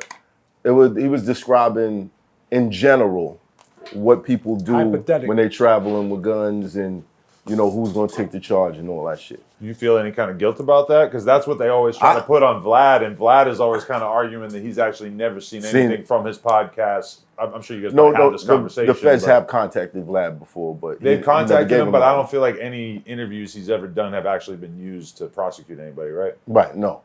But they used mine in the bail hearing to try to get it to get it thrown out. But the judge wasn't going for that shit. Like, okay. The fuck is this? Right. Podcast? Get the fuck out. You know what I mean? Like, and Lil Boosie was like, you know. But they do. But that's just proof. They are online, and I've known this for a long time. I remember shooting videos in the hood, and police would pull up, everybody scattering, and they're like, "Yo, Mav, yo, Mav." I'm like, "Why the fuck they know my name?" And they're like, "Yeah, we watch the DVDs and all that shit." I'm like, "Okay." Then I started hearing about the hip hop police and all that shit. It is what it is, but they do watch it. They watch that shit. But you're describing, you got an interview with Boosie where he's talking crazy and they tried to use it against him. He wasn't talking crazy. It was he was talking in general. No, but they tried to say this is what Boosie. They tried to make it look crazy. But my thing is, I'm only citing other sources. So why would they use my video and say like, oh well, we got Young Thug in Trap Lord Ross's video saying he's with the biggest blood? Because you're like the Walmart of information. That's from Thug's channel, and Thug's just trying to say I'm bigger than Thug. That's cap. No, but you listen, they don't have to do much work if they watch your channel. Bro, what do you think the police do all day, bro? They're not just watching me. They do shit. Look at the YSL paperwork. They click on your channel and be like, we got him. But okay, I'll tell you one where realistically a No Jumper interview probably got somebody locked up recently. Is we did an interview with a dude from Chicago named TTB Nez, and he brings on his homie 757BA, right? It's like a fucking science project saying these names. But he comes on with his homie. We do the whole interview. Now, obviously, they're talking about, you know, some street shit, whatever, but it's not like they're like bragging about doing anything to anybody or whatever. And then maybe 2 weeks later, the kid BA gets arrested for a murder that he allegedly did in 2017. Now, I'm not going to deny that. Did he talk about that murder? No, he didn't talk about anything like that. But I do feel like it's pretty likely that the cops already had been looking for this guy for a while. They see this interview pop up. They're like, oh, he's really out here like that. They start doing their homework. He was on the run. And, yeah. But I don't even think he knew he was on the run. Like, they had been looking for him, but he didn't know he was on the run, you know? Because it's like, this is 7 years ago he allegedly killed somebody. So, I mean, I do think the cops probably are tuned in to who's popping up on the meme pages, who's doing podcasts, etc., because they're looking for some of these guys. Right. And in his case, I'm sure that it's pretty likely that them seeing him on No Jumper made them think like maybe it's time to go get this guy. DAs, judges, prosecutors, agents, detectives, they pray for the day that they can take down somebody famous. Because that is like an alley-oop for a higher position for them. It's like advertising. And it could be somebody that has very little effect on the actual crime in the city, but just because they're famous and it's high profile and it makes the papers, that garners some sort of credit for them to be in a bigger position. You know what I mean? Fully. It's sick shit, but they realize those people are influential and that if they could stop those people, that they're probably gonna, you know, they see rappers as people who are like, you know, these kind of rappers or people who might be involved in this as also kind of like advertising that sort of behavior, which to them is like worse than someone who's just doing it. That's bullshit, because then CSI, take all these motherfuckers down too. But they're not actually doing the killing. They're just right, but they are still presenting this image of. But rappers make the shit sound sexy and look cool. So did fucking Al Pacino. Why does everyone so want to did give a pass Robert to De the Niro, rappers, right? though? Or no. You want to give a pass to the rappers for the violence. They want to blame me, but it's like nobody's going to stand up and say, yo, Dirk shouldn't be stoking all this violence, no? Okay, wait a minute. We're not blaming you for the violence. Wait, stop. Right. We literally, first of all, there's enough responsibility to go around. You know what I'm saying? It's not one size fits all. It's not one shoe fits everybody. We just got finished talking about how all these people come out of all these environments. You didn't come out of that environment. Yeah, that's facts. I didn't say I did. Okay, so when we start talking about why they're doing what they're doing, that's a separate issue from why you do what you do. And why your chunk of responsibility is not something that I put on anybody else. I didn't put that on any other rapper. I didn't put that on anybody, any entertainer, any rapper, anything. But however, your responsibility is your responsibility. Your advertisement of it, if you're going to do it in a kind way or whatever. We also just got finished talking about the fact that black crime is sexier than white crime. He just talked about a crime. We glossed right over it. That's white on white crime. Nobody cared. Yeah, but you say that, but then we're talking about the mobster stuff earlier, and that is sexy. The mob violence is sexy. But Yeah. that's So you can't just say A lot it's of the only greatest rap movies of all time bro. are written about that But shit. they also don't rap, and we're not. And the cops don't go looking at Pacino to see who he sourced out to get references for all these things. No, but they're on the real gangsters. Yeah, but we don't. But our government doesn't look at them. Our government They looks at us. defo look at them, bro. Our What are you talking government about looks the government at us. doesn't look at the mob. The mafia's been like exterminated. Yeah, pretty much. Right? Oh, You know, like- no, they just got quiet. No, right. no. They don't advertise. The mafia as it existed in the 60s is a doesn't. shell of what it Okay, used wait a to be. minute. Nobody as it existed in the it's- '60s is full power now in 2024. That's an unfair argument to even make. But again, if we're rallying back, if we're gonna talk about it, let's talk about it. The fact is, this is your lane. This is what you've done. This is the attention you've called to it. I don't know how many deaths have happened because of what you covered. 0. Okay, you're sure about 0. that. You're sure about that. Are you saying I got bodies? No. That's crazy. I'm also not laughing at it because all the bodies we're talking about are black. So I'm not okay to joke about that. And I never said you had bodies. I said, but that doesn't make you. That doesn't mean you're. That doesn't. I'm not alleviate you. responsible. I'm standing on that. I get that you would, because if you didn't, and if you thought that you would, you'd have to change some things. How many is Dirk responsible for? I'm not asking about Dirk. When Dirk sits in the chair, I'll ask him. When Fabio came here, I got to him. You're in the chair. I'm asking you. I make videos about Dirk. Okay, but if he hadn't been catching any bodies, would you still talk about him? Yeah. You're sure? I've been doing hip hop content before the gangster shit. Well, we don't think Dirk has bodies, for the record. Right? But that again, not the point.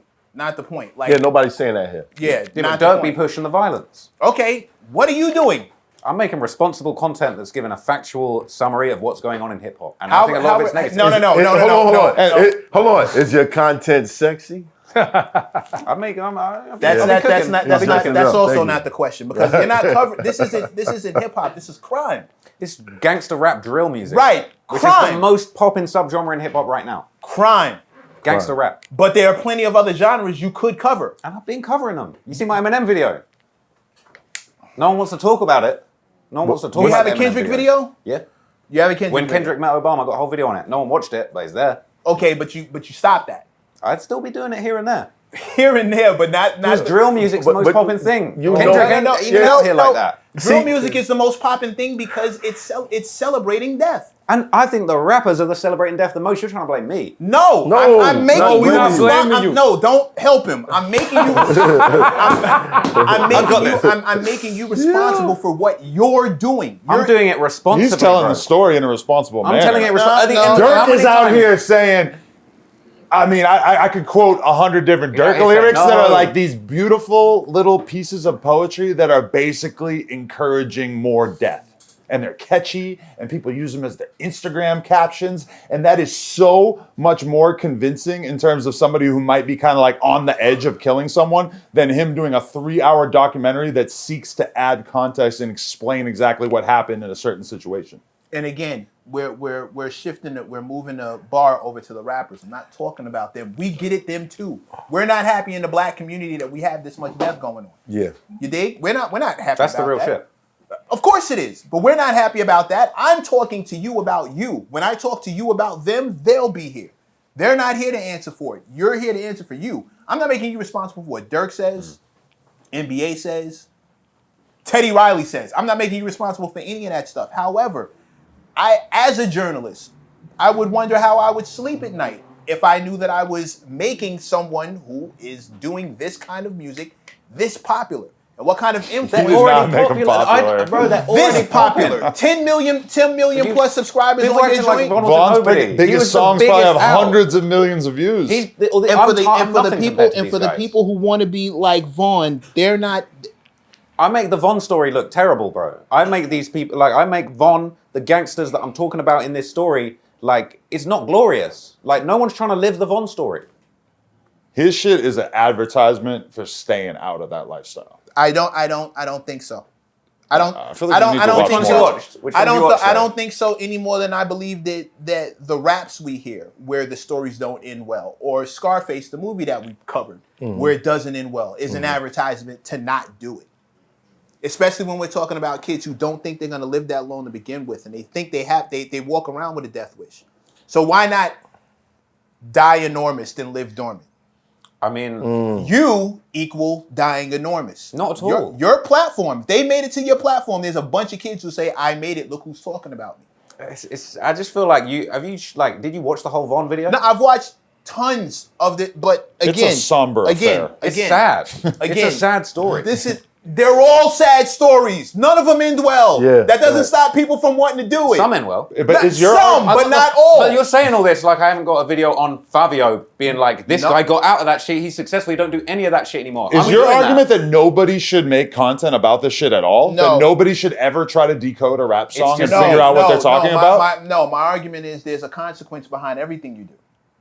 There's a consequence behind whatever you do, no matter how well you think you're doing or what the intentions are. There's going to be a consequence. Facts. There's always a consequence. Somebody's always going to have to pay for something. He said he got death threats. I'm a journalist, bro. There's consequences for what I've done. When I've covered a good story, there's a consequence behind it. Can I live with it? Sure. But he's my not in consequence- denial about the possibility of there being consequences. The thing that I'm putting down here is responsibility. I'm not telling you to be responsible for what the rappers say. There's a consequence to what you do. I'm not sure if you see it. What is it? Tell me what are the consequences you're saying directly from me? Angry DMs. I've mentioned it already. There are kids, our kids specifically. They want popularity. Infamy. They want it doesn't matter. Infamy and fame That's are the my same fault. thing to them. Say it again. You're saying that's my fault? No. I'm saying you capitalize on it. I'm saying there's a way that you capitalize on it. I feel like this is something that's going on in the wider drill culture, and I'm trying to bring a responsible, level-headed approach to it. Because if you've seen all my shit, you know, like I end some shit saying, "Yo, this is not glorious." Look at my Jacksonville video. I start that video with the "Who I Smoke" thing, and I end by saying, "Yo, this is not a laughing matter. This isn't a joke. We gotta end this." How many of them you think watched till the end? I mean, Yeah, you ever check your statistics? Probably like you know. You looked at that 33. shit. You know I that. know. They don't make it. If they're still watching, they're a rare breed. Word, But I'm fact. saying it all the way throughout the video. Like I start the Von video off where I'm talking about his father getting killed and him being a product of his I'm environment. not judging your intentions at all. I don't think you're out here looking to do bad shit or be evil. I've never said that. So I don't want you to get defensive on that. I'm not sitting here saying you're the fucking devil, but if somebody calls you a culture vulture, what does a vulture do but not feed on death? The culture vulture thing's just cap. I'm just saying that. Are What you is- saying I'm a what- culture that vulture? shit old No, school. That's what you're trying to say. I You're said, trying what is to a get to vulture? it. What does a What does a vulture vulture do do? but not feed on death? I I ain't don't one. think you're intentionally doing any of the things that I'm talking about. I honestly feel like. Hold on, let me just storytelling. finish this. The road to hell is paved with good intentions, right? I heard that one time, long time ago, when I was a kid. I talked to an imam, a Muslim religion, and he said, "No, don't believe that." He said, "Allah will judge you by your intentions, because there are no perfect men, but there are perfect intentions." I don't know what your intentions are. Only you know that, right? I take you at your word that your intention is not to do more harm to the community that you love. Obviously you love. However, I do point out the fact that my community has often suffered from romanticized versions of what we go through, sexy versions of what we go through, popularized versions of what we go through, to the point where your community rides through our community, kind of looking like they're having a nice little safari through a jungle. That's crazy. That's a complete I misrepresentation. don't think that's what you mean. No way. But that doesn't, if you're driving the bus, This is a if reach. you I know you fix guys the was bus. joking This is a hell of a earlier, reach. but you did say what's the most dangerous projects. We I want feel to like go there. you should just say it with your chest that I shouldn't do it because I'm white. I feel like that's what you're I trying don't. to say. Okay, I don't think anyone should do this and not be completely aware of what kind of damage can be done. What He is damage am I aware. doing?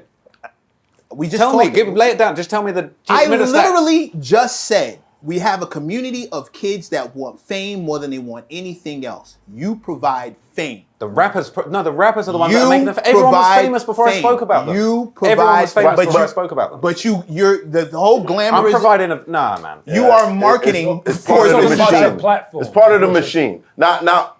I understand. You run a business. When you do certain videos on positive shit, you see the response, business-wise, and you're like, all right, this isn't catching the same attention. What's catching people's attention? You do this content, and it's like, oh shit, this shit blew the fuck up. All right, time to change the business practice. We need to cover more shit like this. The news does it. That's not to do with media me, though. does it. That's what's already going Everybody does it. But everybody does this because it gets more attention. He's just filling a need in the market. Yeah, people wanna see that shit. Contributing to it doesn't Now, make it. on the flip like side you're of it, all wrong, if man. you look at it psychologically, what MECC is saying is these motherfuckers are attracted to that shit. They feel like if you live this way, because that's what they're seeing, all the popular shit is this shit. So if I want to be popular, I gotta do this shit. I feel like the rappers make it look cool. I make it look sad. That's right. Rappers are not always trying to make it look cool either. Bro, Von made killing people look lit. That's one Maybe dude. more than anybody. Dirk ever. make killing people That's- look that's- lit. How the Young fuck Boy did you make get killing- into King Every Von? single one of these drill I don't even rappers know, is like, attempting to he's a pull fan. off what But Von how? did. How did you find King Von? I Like, don't why listen King to Von? nothing about hip-hop, man. Von was popping. This is the big Yeah, act like I- Von was I- just not. Anybody Von was was paying paying attention. attention. You never had a UK tour or nothing like. How did? Right, it's all on the internet, bro. The whole struggle thing's bigger They than love Yeah, Von I in the don't UK. care. Everyone I loves Von don't in the care. UK. I don't care about how popular the dude is. Look, I care about I what. feel like But you care the about how music popular is I good. am, though. Yes, absolutely. Why not them, though? Absolutely. Von's 10 times more But popular stop, than me. stop aiming And it at pushing them. Yo, negativity. bro, labels are more popular than rappers. you would but not look have at the this- kind they Bro, sign. Look bring- at the kind of rappers they sign. Bring this energy to Empire Records. They're doing more damage. Who He told you I does. don't? He does. Who told you I don't? MECC do this shit all day, Who bro. told you I then don't? why- Y'all know, y'all watch the Who Who show. told you I don't? MECC does this play shit that. You all talking day. about watching shows All like day. you must have me confused, You never watched bro. this shit. Okay, Yeah, you never I watched back this shit. down everyone by myself. Word. Me. I Nah, I'll stood be toe to helping. toe with any kind of CEO, with any kind of fucking I'm suit, with that. and pointed them right in the face and said, "You're responsible for this. This kid's gone. You're responsible for this. Right. You're paying your fucking lease or for this kid being fucking gone." And what kind of dude would I be if I took that kind of energy with labels who only sign dudes who make the kind of music that you're covering Right. and not say that to you to your face? You think I'm gonna let you walk out of here and say it after you leave? No, bro. There's a level of responsibility that everyone has to take. Is there some extra spice on it because you're white? Yes, unfortunately. There we go. Unfortunately, yes. And that's fair. But I get it, black people for doing it too. And that's cool. But there's a different level when a white dude is profiting from this. I don't It's think different. you really watch this content. that bro. Yeah, I felt Because I feel like if you watch this feeling content, you would be walking To the away end. with a very different impression of what he does. it's Is your argument that you don't need to watch this content? No, my argument is that what he makes from his intention versus what actually happens are two different things. Yeah. And there's a he's- level of responsibility that needs to be had for both. I feel like this argument is that everybody should just leave rap alone and nobody should talk about it. Nobody should try to decode Not what's just going rap. on in it. Not just rap. I feel like we need to stop glamorizing the fucked up shit. his what the shit, rappers his shit do. does not really glamorize it, but the No, no, rap no. itself glamorizes the fuck out of it. All right. Do you feel like the rappers are wrong for that?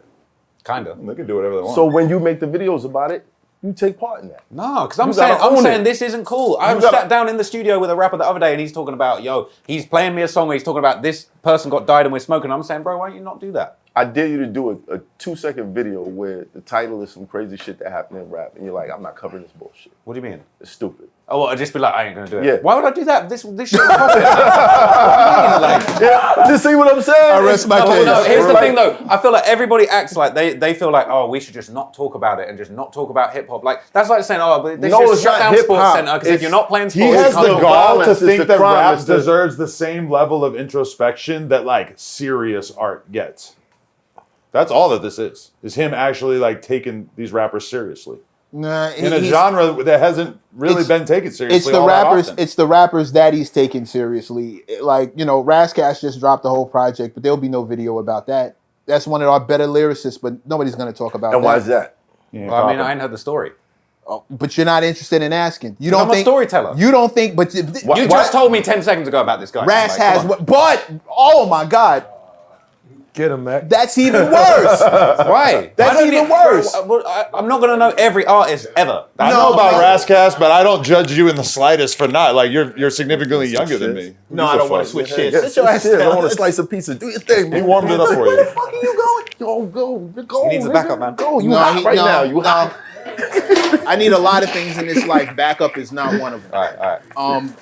if we're again, I want you. I don't want you to get it. The content he makes has absolutely zero to do with what I believe his intentions are. I think there are a lot of well-meaning people who find a way to.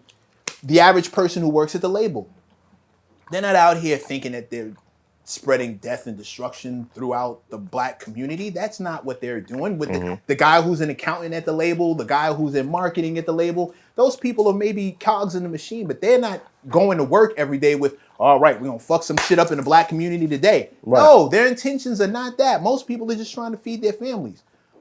But black people sell trauma. A lot of it. All the time. We don't sell it, yo, Mac.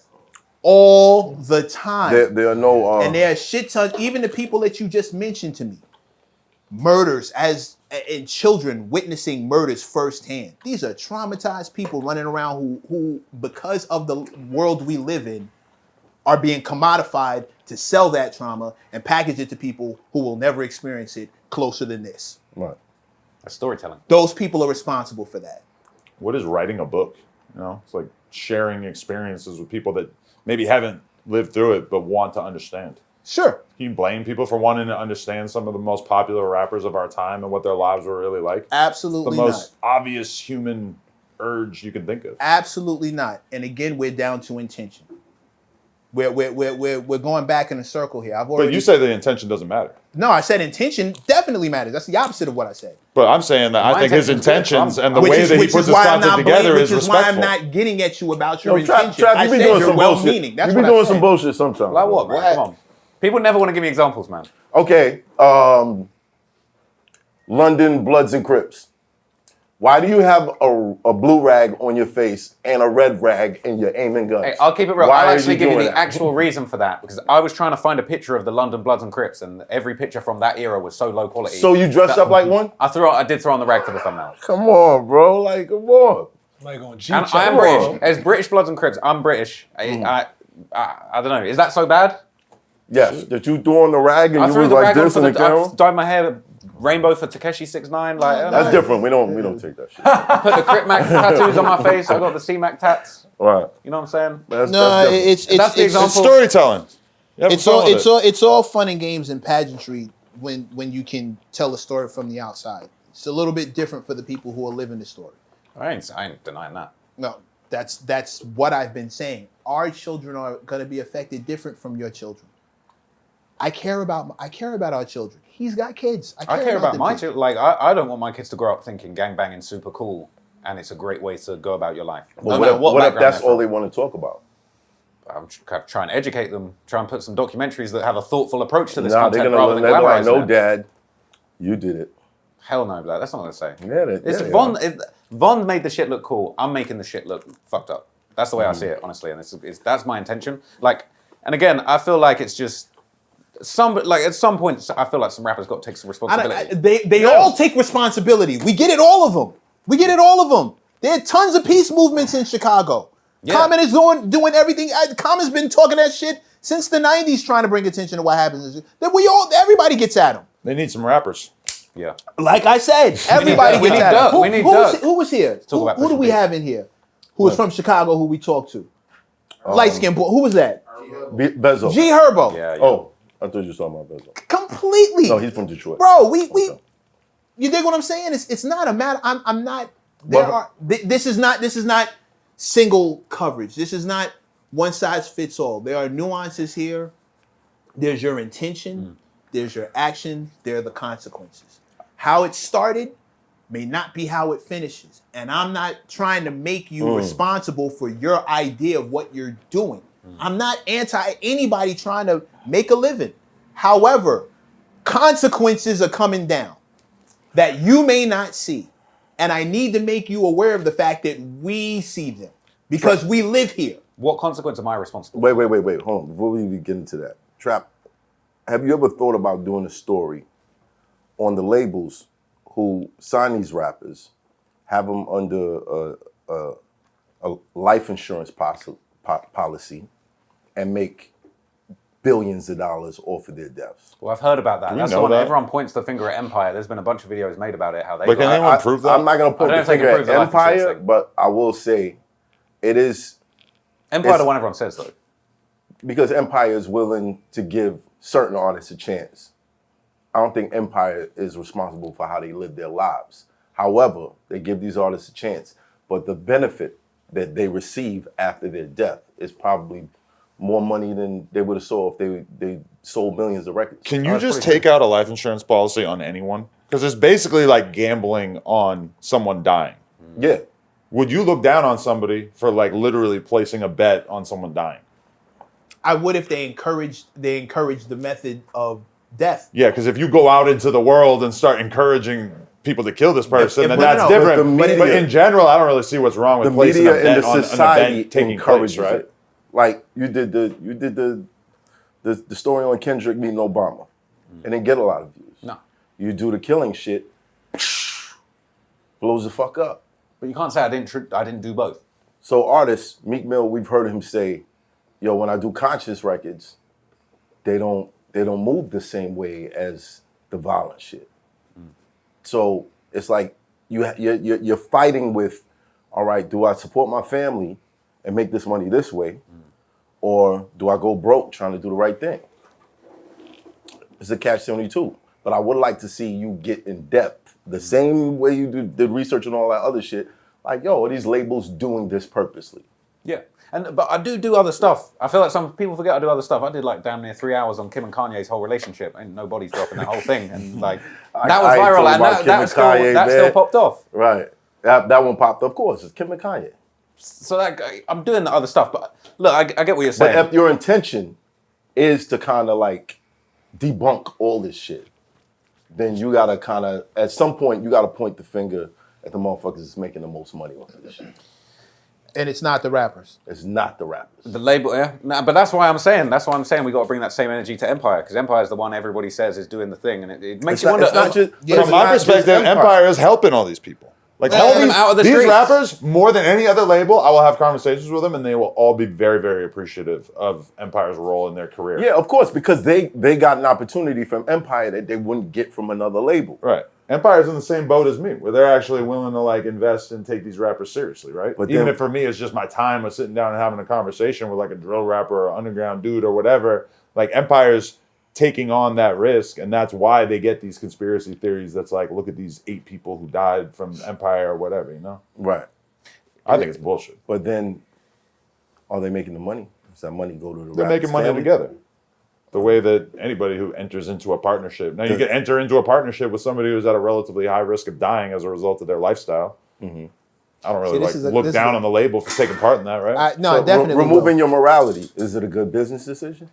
To support somebody and give them money, especially somebody who's living this dangerous lifestyle. That's not a like, good business. And no, decision. and then putting a life insurance policy on them that you're gonna make a whole shit ton of do we money. know that though? They don't even need the life insurance. Yeah, but I'm just asking. that doesn't answer the Because question. it's like when Pop Smoke died. It's like they don't need no life insurance policy. The life insurance policy is the catalog, which they pimped to the max with those 2 posthumous But they albums. still would have been No, they- in a but they way better still have business the position policy. if he had not They probably, died. I don't know if they got the policy, but maybe they do. But they don't even need it because they're going to make so much money off of the posthumous stuff. So they're incentivized for the artist to die. You're underestimating the attraction of greed. Yeah. But I'm saying they're greedy. No, I'm saying. No, you're saying they're gonna make that money, but why? How many people greed thought? means make how many that people money thought and that Suge money killed too. Tupac? Huh? How many people thought Suge killed Tupac? You got to be astonishingly dumb to think he paid people to shoot at the car that he was in. Public great. perception is a motherfucker. How many people thought it? I mean, hey, that's an example of something that really could convince you that the average person is pretty fucking dumb. Yeah. Because absolutely nobody's paying someone to shoot at a car that they are in. Yeah, Make but sure that- you shoot me too, nigga. Yeah. Yo, graze me in the head. Word, Come on. Make it look You gotta great. make this look official. You gotta graze me, Crazy, motherfucker. crazy. I don't think that's what shooting somebody's like. You get Right. to like pinpoint exactly what All part right, of just him stay you still. hit. Stay still. Stay still, Adam. Yeah. Ah, I got him. Yeah, at the end of the day, we lost Pac behind that. Yeah, it's Rest crazy. in peace, Pop. That's my Rest in point. peace to all of them, man. Yeah, that's Pop what smoke sucks about it. everybody, man. Fuck you, Keefy D. You know, if How did you feel when you saw his interviews with Vlad? I felt like he seemed to be in a place where he felt very, very comfortable having these conversations. So I just kind of took it at face value of like, oh, you must not have anything to worry about. And then that appeared to not be the case as time went by. That was crazy. But because Oh, people underestimate, like, there were people that loved this man. Right. And if they see you talking like that, they're gonna go into action to try to make something happen. Would you agree? Because I feel like Vlad, in a roundabout way, basically did the exact same thing with the Tupac case that Trap La Ross here has done with the King Von thing. However, Vlad did it, I don't know, 15, 20 years after it took place.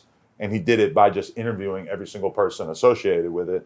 And I mean, there's been a little bit of question about, like, did Vlad really solve the Tupac murder? But I don't think anybody's really done more work to figure it out than him. He had a book out. Did Vlad do a disservice? Even before the book, Vlad was already interviewing everybody who was attached to Tupac's life. I don't think Vlad did a disservice to the community. I think he did a favor to hip hop by figuring that shit out in a situation where a lot of people didn't even know what was going on. Vlad wouldn't take the credit for figuring it out because this man wrote a book before he came, before he did that interview. Right.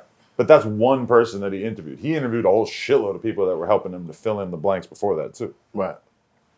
I don't know. It's sketchy. Here's a question. The issue that I have with your content is, from a distance, you're putting blame to bodies. That's dangerous. That's a dangerous thing to speculate where we're from. Here's something I would say that I feel like a lot of people overlook. All the people that said, "Oh, Von didn't do none of those murders," like, "Oh, you're putting these bodies on Von." I feel like a lot of people do a disservice to the families of the people that got killed. Like, those were real people that are dead. It's not cap that those bodies aren't real. Like, these are real people that died, and it's like, I think we saw K.I.'s mum getting interviewed the other day talking about the situation with Von killing K.I., and it's like, you can't do the people that actually got killed a disservice because someone killed them people, and Von's the one rapping about it and tweeting about it. But to speculate about it from a distance is dangerous. Like, if my homeboy, he's a wild boy, and you do a video on him and you implicate that he might have been involved in a murder, you're putting him in danger. You're putting me in danger for being associated with him. Well, I'm not just the idiot that watches that video from that neighborhood and says, "Yo, I think he really did do that shit. I don't know where he be at, but I know where Math be at." You feel what I'm saying? But you're acting like I go around just coming up with, like, I don't know.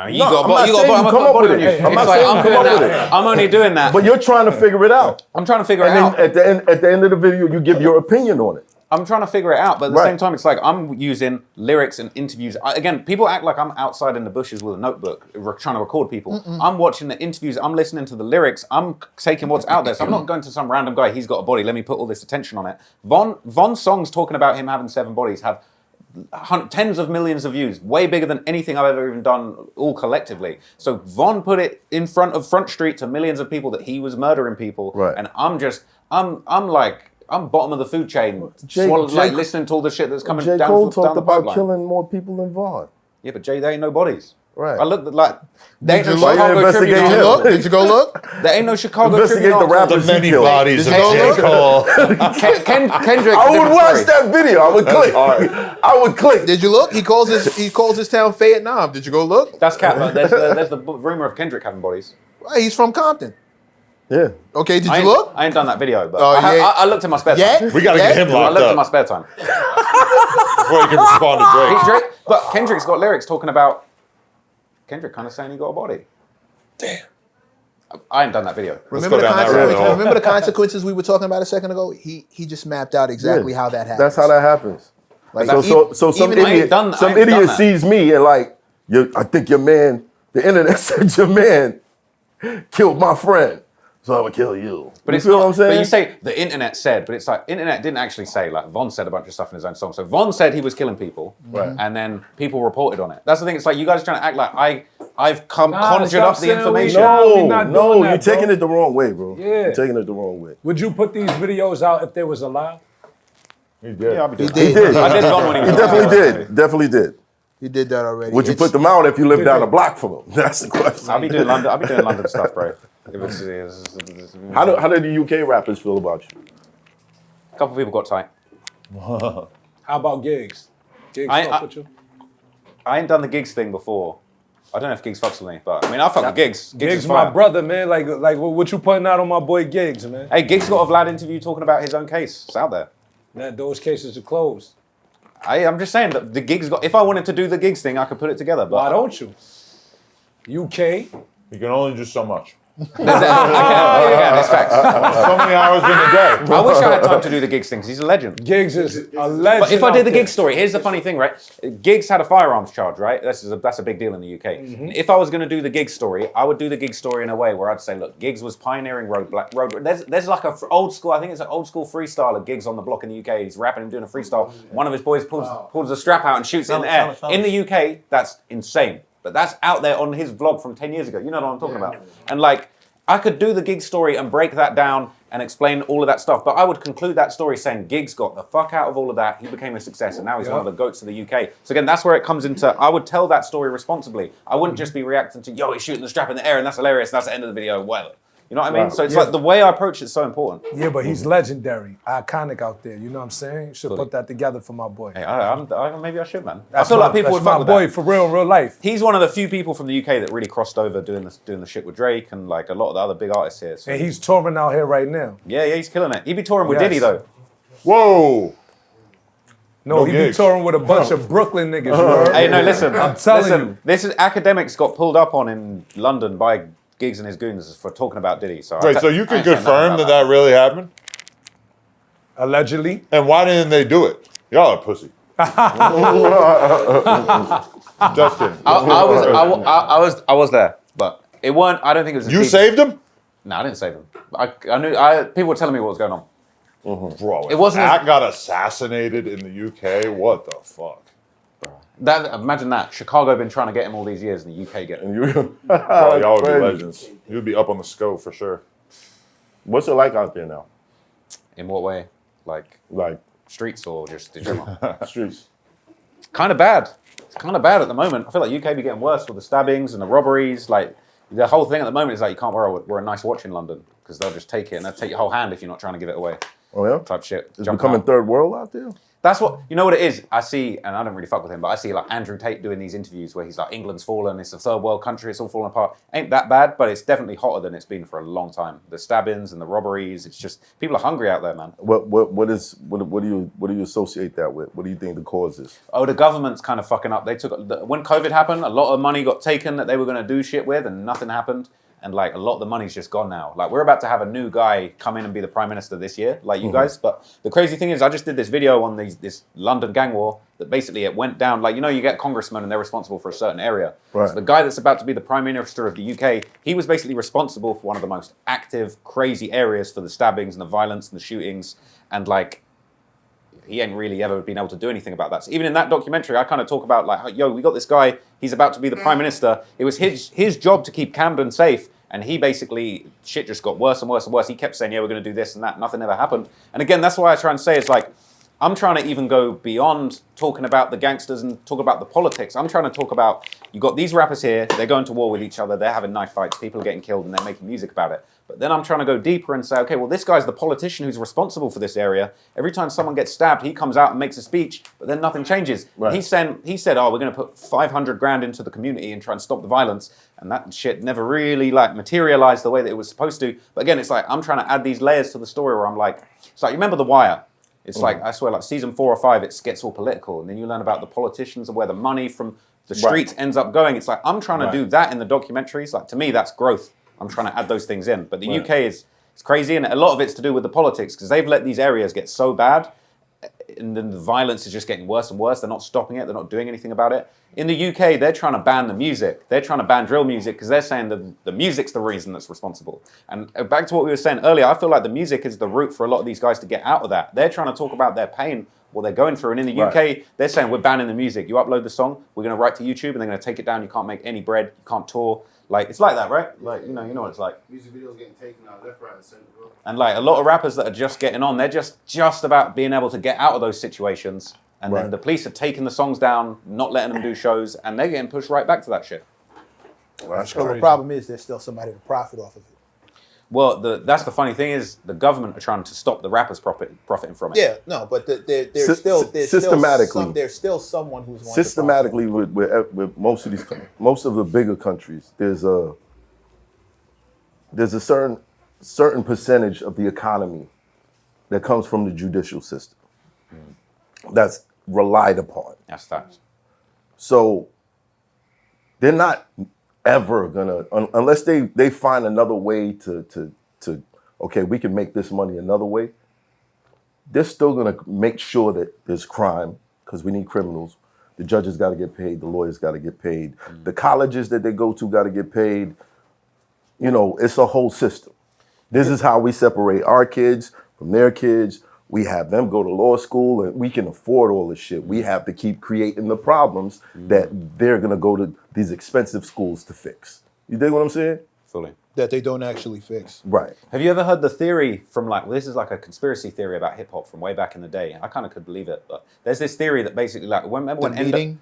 The meeting? The meeting, yeah, Yes, exactly. Yeah. We've already started about the meeting. Yeah, I you know believe what I'm it. talking about. I kind of believe it too. Like as far as just sometimes you trace way back to like gangster rap when it first popped off, and you know NWA, Ice-T, like all of that stuff that was going on. As far as they were actually finally exposing how bad the LAPD were treating the community. You know, you had songs like you're talking about. Schoolie D and like the Bataram and shit, and like they were actually putting on like, look how we're being treated in our community in LA. Right. Like NWA, fuck the police. Look how we're being treated, and the government were trying to really shut that shit down. But then they let the violent stuff about people killing each other in those communities go. But they shut down NWA. You get what I'm saying? That's not really the gaffle. That's not the shuffle. The shuffle was shutting down Public Enemy, because Public Enemy said the exact same thing, talked about how bad the communities were, but they gave you the reasons why, and they pointed to who was responsible. Right. You're blaming the cops, but the cops are put in place by who? These guys. Hey, everybody, these guys are the issue. Look at them. Public Enemy got pushed out of what was cool in order to have NWA come in and be sexy. Because NWA talks about the sexy part. Revolution isn't sexy. But I noticed the same effect when I watch the news. You watch CNN or whatever, even like the more fairer news stations. It's like, they don't talk about revolution. They don't talk about like how you could really make like real progress in society. It's very much like what's the most tantalizing, exciting, you know, awful thing for you to pay attention to in the short term, you know? But that's human nature, Adam. Yeah. That's everywhere. That's not just the news is as it is supposed to be benign. Right. It's not supposed to take sides. Here's what happened. Here's when it happened. Here's why it happened. That's stop. That's what the news is supposed to be. That's what it was supposed to be. That's what I said. And once you started seeing commercials running, It became entertainment. Exactly. And once it became 24/7 and they constantly needed new shit to keep people on the edge of their seats, you know? It was inevitable. Some we people need people to buy these Before that. commercial spots. Yeah. Before that, because bad news is more popular than good news. Right. No, that's true. Yeah. I'd agree with that. Yeah. I mean, the fall of MATHHOFFA will get more views than MATHHOFFA's awesome come up. Nah, We're that's so not proud of true. him. Not true. For sure on YouTube, Watch. the Just keep video watching. called How MATHHOFFA Lost His Career. Nah. Doesn't that sound like a winner? Nah. we know the Does algorithm. it? You know, Yes, it is. The How downfall. MATHHOFFA lost everything. Don't sound like a winner to him. I know, but I'm just saying in terms of views as a The YouTuber. downfall of Adam 22. Oh, it's out there. Yeah. I already know that one's out there. Yeah, Yeah. a few of them. 10 variants of that. The horrific ending of yeah. Trap Lord Damn, Ross. horrific. Yo, man. Here's hoping not. Listen, I think Why MATHHOFFA's the we need to worst stop- thing to happen to Worst. hip hop. somebody make it. I might make that, man. Fuck it. Sometimes you got to clickbait though. You got to do the fall off video, but at the end you're like, nah, he's still kind of lit. Oh, yeah. That's They what always do I that. used to be doing that. Nowadays, the title is bad, and then you watch the video, and the video would be kind of reasonable. Yeah. How about I a like piece on how rappers get jerked? that. When you say How about a jerk. piece on super nasty contracts? I've done a few of those though. I did the little. No. How about one now? How about one now? Who got the dirtiest contract now? We could talk about. Let's Pick somebody. Who do you think? Who's got the most? You got the research. Drake says Kendrick got a fucked up one. That's what they're saying. Drop him Oh, to 50. there it is. Go the for it. 50. They're saying. Let's figure out But the how 50. could you? Exactly. What's No, the let's figure research out- going to be like with that? It's just some paperwork that you're never going to get access to, no matter how bad you want it. Right? Hey, If I could get- Somebody this got man- access This to man it. found 7 bodies out of the internet. He can Exactly. find He some can- fucking There's a paperwork. killer tweeted about. How did the bodies become easier to find? This is paperwork. Leave that man alone. Maybe Top Dog tweeted when he signed Kendrick like, I got this Yeah. guy for 50. You gotta go through them tweets and see. Hey. I just signed this motherfucker. He's for- on his Tom Dog sidekick. deleted. I just jerked this motherfucker. I like to see some of those. I like to see, how about a joint where labels are specifically signing rappers who rap murder, death, kill? No, I'd be down to do that, to be honest. And that's a story that I've been keeping track of. But it's interesting. It's hard to really come to that conclusion of like, is it the... I mean, the labels be doing grimy stuff. I feel like when those posthumous Pop Smoke albums came out, and I felt like I was listening to it, it's a couple good songs, but you're almost like, I don't think he would have released this. I don't think he would have liked this. I think it's like the way the labels play with the legacy and just try and, they take a bunch of verses, they split it into 2 albums. I feel like that's the grimiest thing. All right, But a lot of times Yeah. the family wants them to do that so Kick they can that make the story and last come amount back. of money they're ever going to make off Yeah, that shit. I- I've seen that with X's family, bro. Like, bro. as much as they might not, from an artistic point of view, wanted to release albums that basically have him like mumbling and they are, taking that and putting a Kanye verse on it and shit. It's like, that's their last chance to really get a bag out of their son's accomplishments. And a lot, like, what if that money is their kid going to college, their kid having like a nice safety net going forward? You can kind of understand why the family does it. So I can understand dead wrong. Biggie's my favorite rapper. I hated that song. I felt like he would never put that shit out. We're back around to intentions. Were they trying to slander Biggie, X, anybody who had an album after they? No, mess up their legacy. Nobody was trying it. That wasn't the intention. Oh, we're gonna make sure that nobody remembers this motherfucker in the comment. Like, let's put out the worst shit we can get. Nobody's thinking that. Everybody's thinking, well, okay, we got a couple more things that need to happen. He's got kids. He's got this. He's got that. He's got the third. Here's what we can do. Would you hold that against your family if they did that with you? Hell yeah. You should probably tell them now not to do that. I'm gonna just record a Well, whole kinda album and just- be like, look, when I die, drop this one. Yeah. You know what I'm saying? Yo, That would be that's dope, though. hilarious. 6 years ago, I interviewed AZ, and I suggested to him, I think every rapper should have like a Last Will and Testament album. I don't know. Like man. the final thing you say to people, the final thing you say to your audience, like you, and you need to update the album as time goes on. It can't be like you just. I don't know, Mac. What's the problem? That's a lot of hours of manifesting your own death, bro. I don't know, bro. No. That's a couple of hours of accepting the fact that you're not going to be here forever and doing something about it after you I don't leave. know what you talking about. We 10 years away from immortality, bro. I'm good. I'm copping whatever the fuck. Yeah, download me. That's optimistic. Download me now. Just They're doing the AI posthumous album next. We're about to get a whole That's album so of bangers. nasty. That's so Yeah, nasty. that's Hey, y'all Yeah. with this AI shit, that shit's like fake jewelry. I'm super not interested in fact. none of that. That shit is like fake jewelry. It's a You're fact. literally peddling fake Gucci belts out here. You want us to be impressed by it. That But shit is wild. But the one thing I can say is the AI verses that I've heard, none of them was like fire. No! But they're pretty good. And we're still like early Compared on. to who? Yeah, but Compared to what? like the actual rapper, like we just all listened to this like Kanye verse that may or may not be fake, and everybody in the room didn't really know how they felt about it. I mean, that alone, this early on in the I knew AI how I thing, felt about it. that's impressive. I knew how I felt about it. Well, I thought it was dog shit either way, yeah, but I don't know if I thought it was See real how or fast not. that happened? Dog shit either way. Like, bro, come on. You know, come on. I didn't think it was It'd be great, crazy but if I'm it's not sure if an it was AI real or verse. not. Adam, there's That a would be huge crazy. difference between I don't think it's great and it's dog shit. But this is going to be funny as fuck if we know that it is real by the time this comes out. Now, yeah. Because then they're going to be No, like, I'm just gonna clip it out. I'm just gonna clip it Hey, out. you just could made a drag the trash shit ass out. verse. I can't fuck up my expert opinion. You know what I I'm ain't really saying? trying to hear Kanye rap at this Yeah, point. I anyway. gotta keep the standard high. You know what I'm saying? Yeah. But the Kendrick verse, when that shit dropped, The fake one. I was like 5 minutes away from going live and cooking that shit. And then it's AI. All right, cool. Fuck it. Yeah. You know what I mean? I was like waking up, taking a shit, listening to it, and listening to a fake Drake verse, just like wiping my eyes, being like, "Oh fuck!" So this is what I'm doing today. I'm gonna be Hopefully talking not about with this that shit. I wash my hands many times, but then like then I'm like scrolling further down the timeline, and I'm like, "Oh, it's fake." Like that honestly did make the whole thing feel a little watered down. That I like listened to verses that are like very similar to what the real thing might sound like, but it's not. It's like, damn, it's just a scary new world we live in. It's literally if the Mona Lisa is valuable because there's only one of it.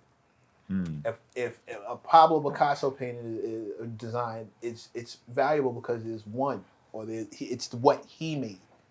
If you start Authenticity. populating everything with shit that sounds like something this other guy made, the value becomes zero.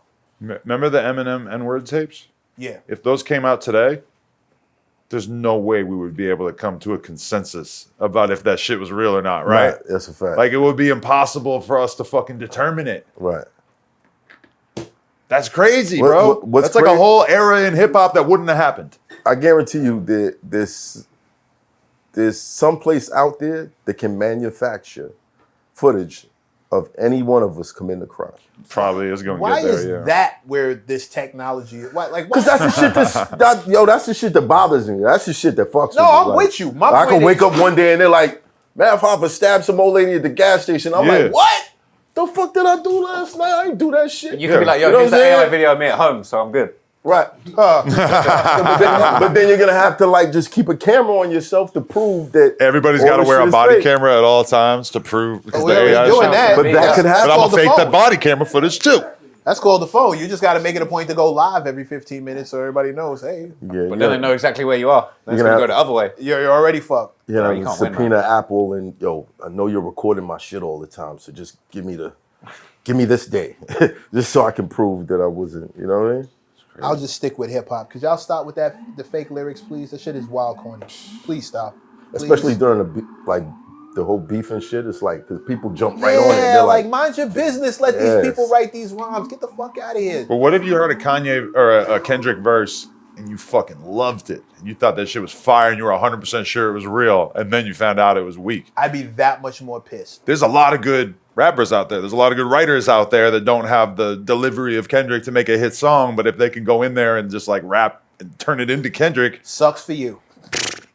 Sucks for yeah, you. but you're still Sucks gonna for be you. able to tell. Like if you're really a fan, you.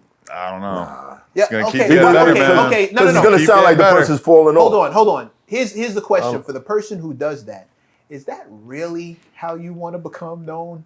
Is that really what you want? I feel like it's more like a prank. Like I'm it's the not one like they most- could really expect to get all that. No, but the dude who did the fake Kendrick verse had a TikTok that got millions and millions of views. I'm sure he was happy with the result that he got. Sure, made a now W. today, He but trolled like, the whole internet. yeah, but like two weeks from now, when everybody knows you as the fake Kendrick guy, like is that cool? Yeah. Now who's gonna go like who's gonna listen to you? Where's your career? There's gonna be dudes who start whole YouTube channels just making these AI songs and documenting the process. I'm just probably already out there.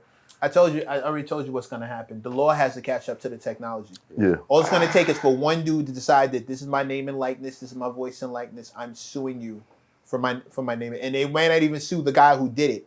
They can sue the company who manufactured it.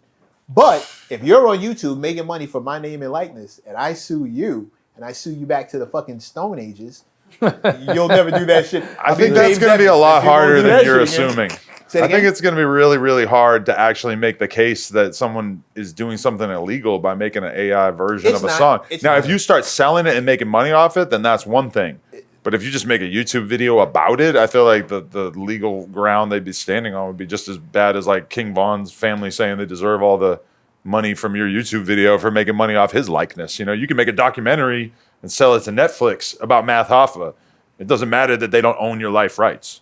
They can just do that. You're a public figure. You know? Surviving It happens all the time. Yeah, sue. See what happens. Yeah. Probably nothing. Yeah, we'll see. Nah, Like you I said, the law hasn't caught up yet. I don't think R. Kelly's suing Netflix or whatever, you know? Yeah, but they didn't sell any of his music in there. We're talking about No. we're talking about two different things. We You should sell- make a remix of the R. propaganda Kelly is documentary legal. that has all his music as the soundtrack. It'd be Now way you're better. gonna get sued. Now you're gonna get sued. That'd be way better. Unfortunately, propaganda is legal.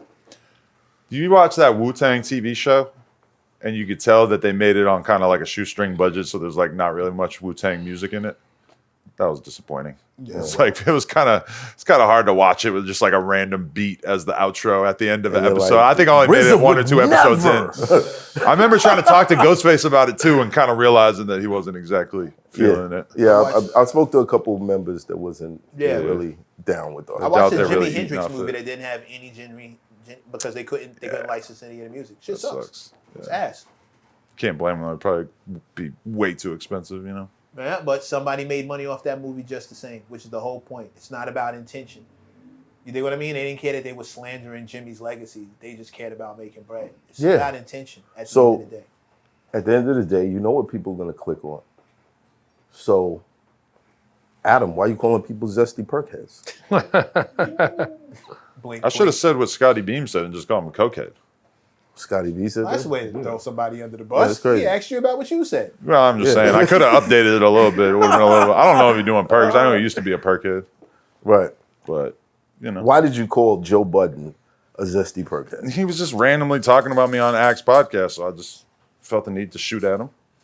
Zesty perkhead, are you felt guys- good in the moment. Are you guys like you really beefing, or is it like it's not? I mean, not to the extent of oh, when I see that motherfucker, oh, you drop the addy. Not like that. I mean, he clearly has some animosity towards me, and I would say that I certainly have some towards him. If I saw him out in public, would I run up to him and kick him in the shin? Probably not. Not. Doesn't seem like. Hopefully, this shit would be a Would bad you guys have a idea. conversation and then So go the back UFC to fighters slandering do each it. other? It seems pretty good. Would you guys have a conversation and then go back to slandering each other? Or no? I mean, I feel like if there's a conversation that he's willing to have, we'd probably already be having it, right? We don't got to see each other to have a conversation. Oh. Okay. I don't know if he's really interested in that. He just takes his little shots on the podcast, but here's what it is. Well, what is shots usually about? He was just basically like insulting No Jumpers' views, even though we get way more views than his channel. And he was just like trying to paint this narrative that our views are way down, which is like really not the case because we have a main channel and a clips channel. We did about 27 million views last month, which is pretty competitive with the highs that the channel's had over the years. So I don't know exactly where he was getting his information from. He's not super media literate from what I could tell because he couldn't figure out that you got to check the social blade for the main channel and the clips channel. But I'll forgive him for that. He's just potting. He's just potting. He's potting, bro. That wasn't even me potting. That was just me yelling into my phone. No, I'm not you. I'm talking Right. about Joe. Joe, He's you be potting, man. Sleepy Joe. Shout out to Joe, man. Shout out to Joe. Well, if it goes left, your boy can do a story on it. That was big dumb joke. We need one about Ransom and Joe. Might be coming. That was a good era. No, don't do that. That was a fucked up era. Don't do that. Don't do that. That era really like anticipated what the next 20 years on the internet would be like. You know what's funny? Which is so fucked up. Yeah, when you so but fucked when you up. think about the giants in media and who was associated with that, Vlad and Joe kind of got their big moment and through the same bullshit. You know what I'm saying? That shit is kind of crazy. Well, you think that was like really formative for Vlad's channel? No, I think it was super viral though. Yeah. Super viral. And that's why him and Joe still aren't cool to this day, is because Joe didn't like the way that he handled that, even though Vlad doesn't even have a website, which originally that was posted on his blog. Right. But Vlad doesn't even do that shit anymore. That's a testament to Joe Budden's ability to hold a grudge. Joe's one of the pettiest guys. There's a lot of pieces to that. Yeah. Because some people blame Joe for what happened to Ransom. So it's kind of by proxy, Vlad is involved with that feeling. You know what I'm saying? I feel it. Well, it's been a great episode, man. Trap, thank you for coming through. Adam, Thank you. you're always welcome. Aha! MATHHOFFA! Yo, we gotta come out to the West, man. Yeah, where you at? All right, I'm gonna head out there. Me and we gotta sit down. We gotta work through things. And that's gonna get clipped out. That's not gonna happen? That's definitely gonna get clipped out. Just bleep me. You know, I'm gonna mute it so they can just wonder, like, what did he just say that they got muted? They're Word. gonna know. They're gonna know what he said. It gets real They're spicy. 100% gonna know what he said. And we out, y'all. It's Hoffa. Trapper turn smack rapper. Only smack rapper that you know is smack rapper.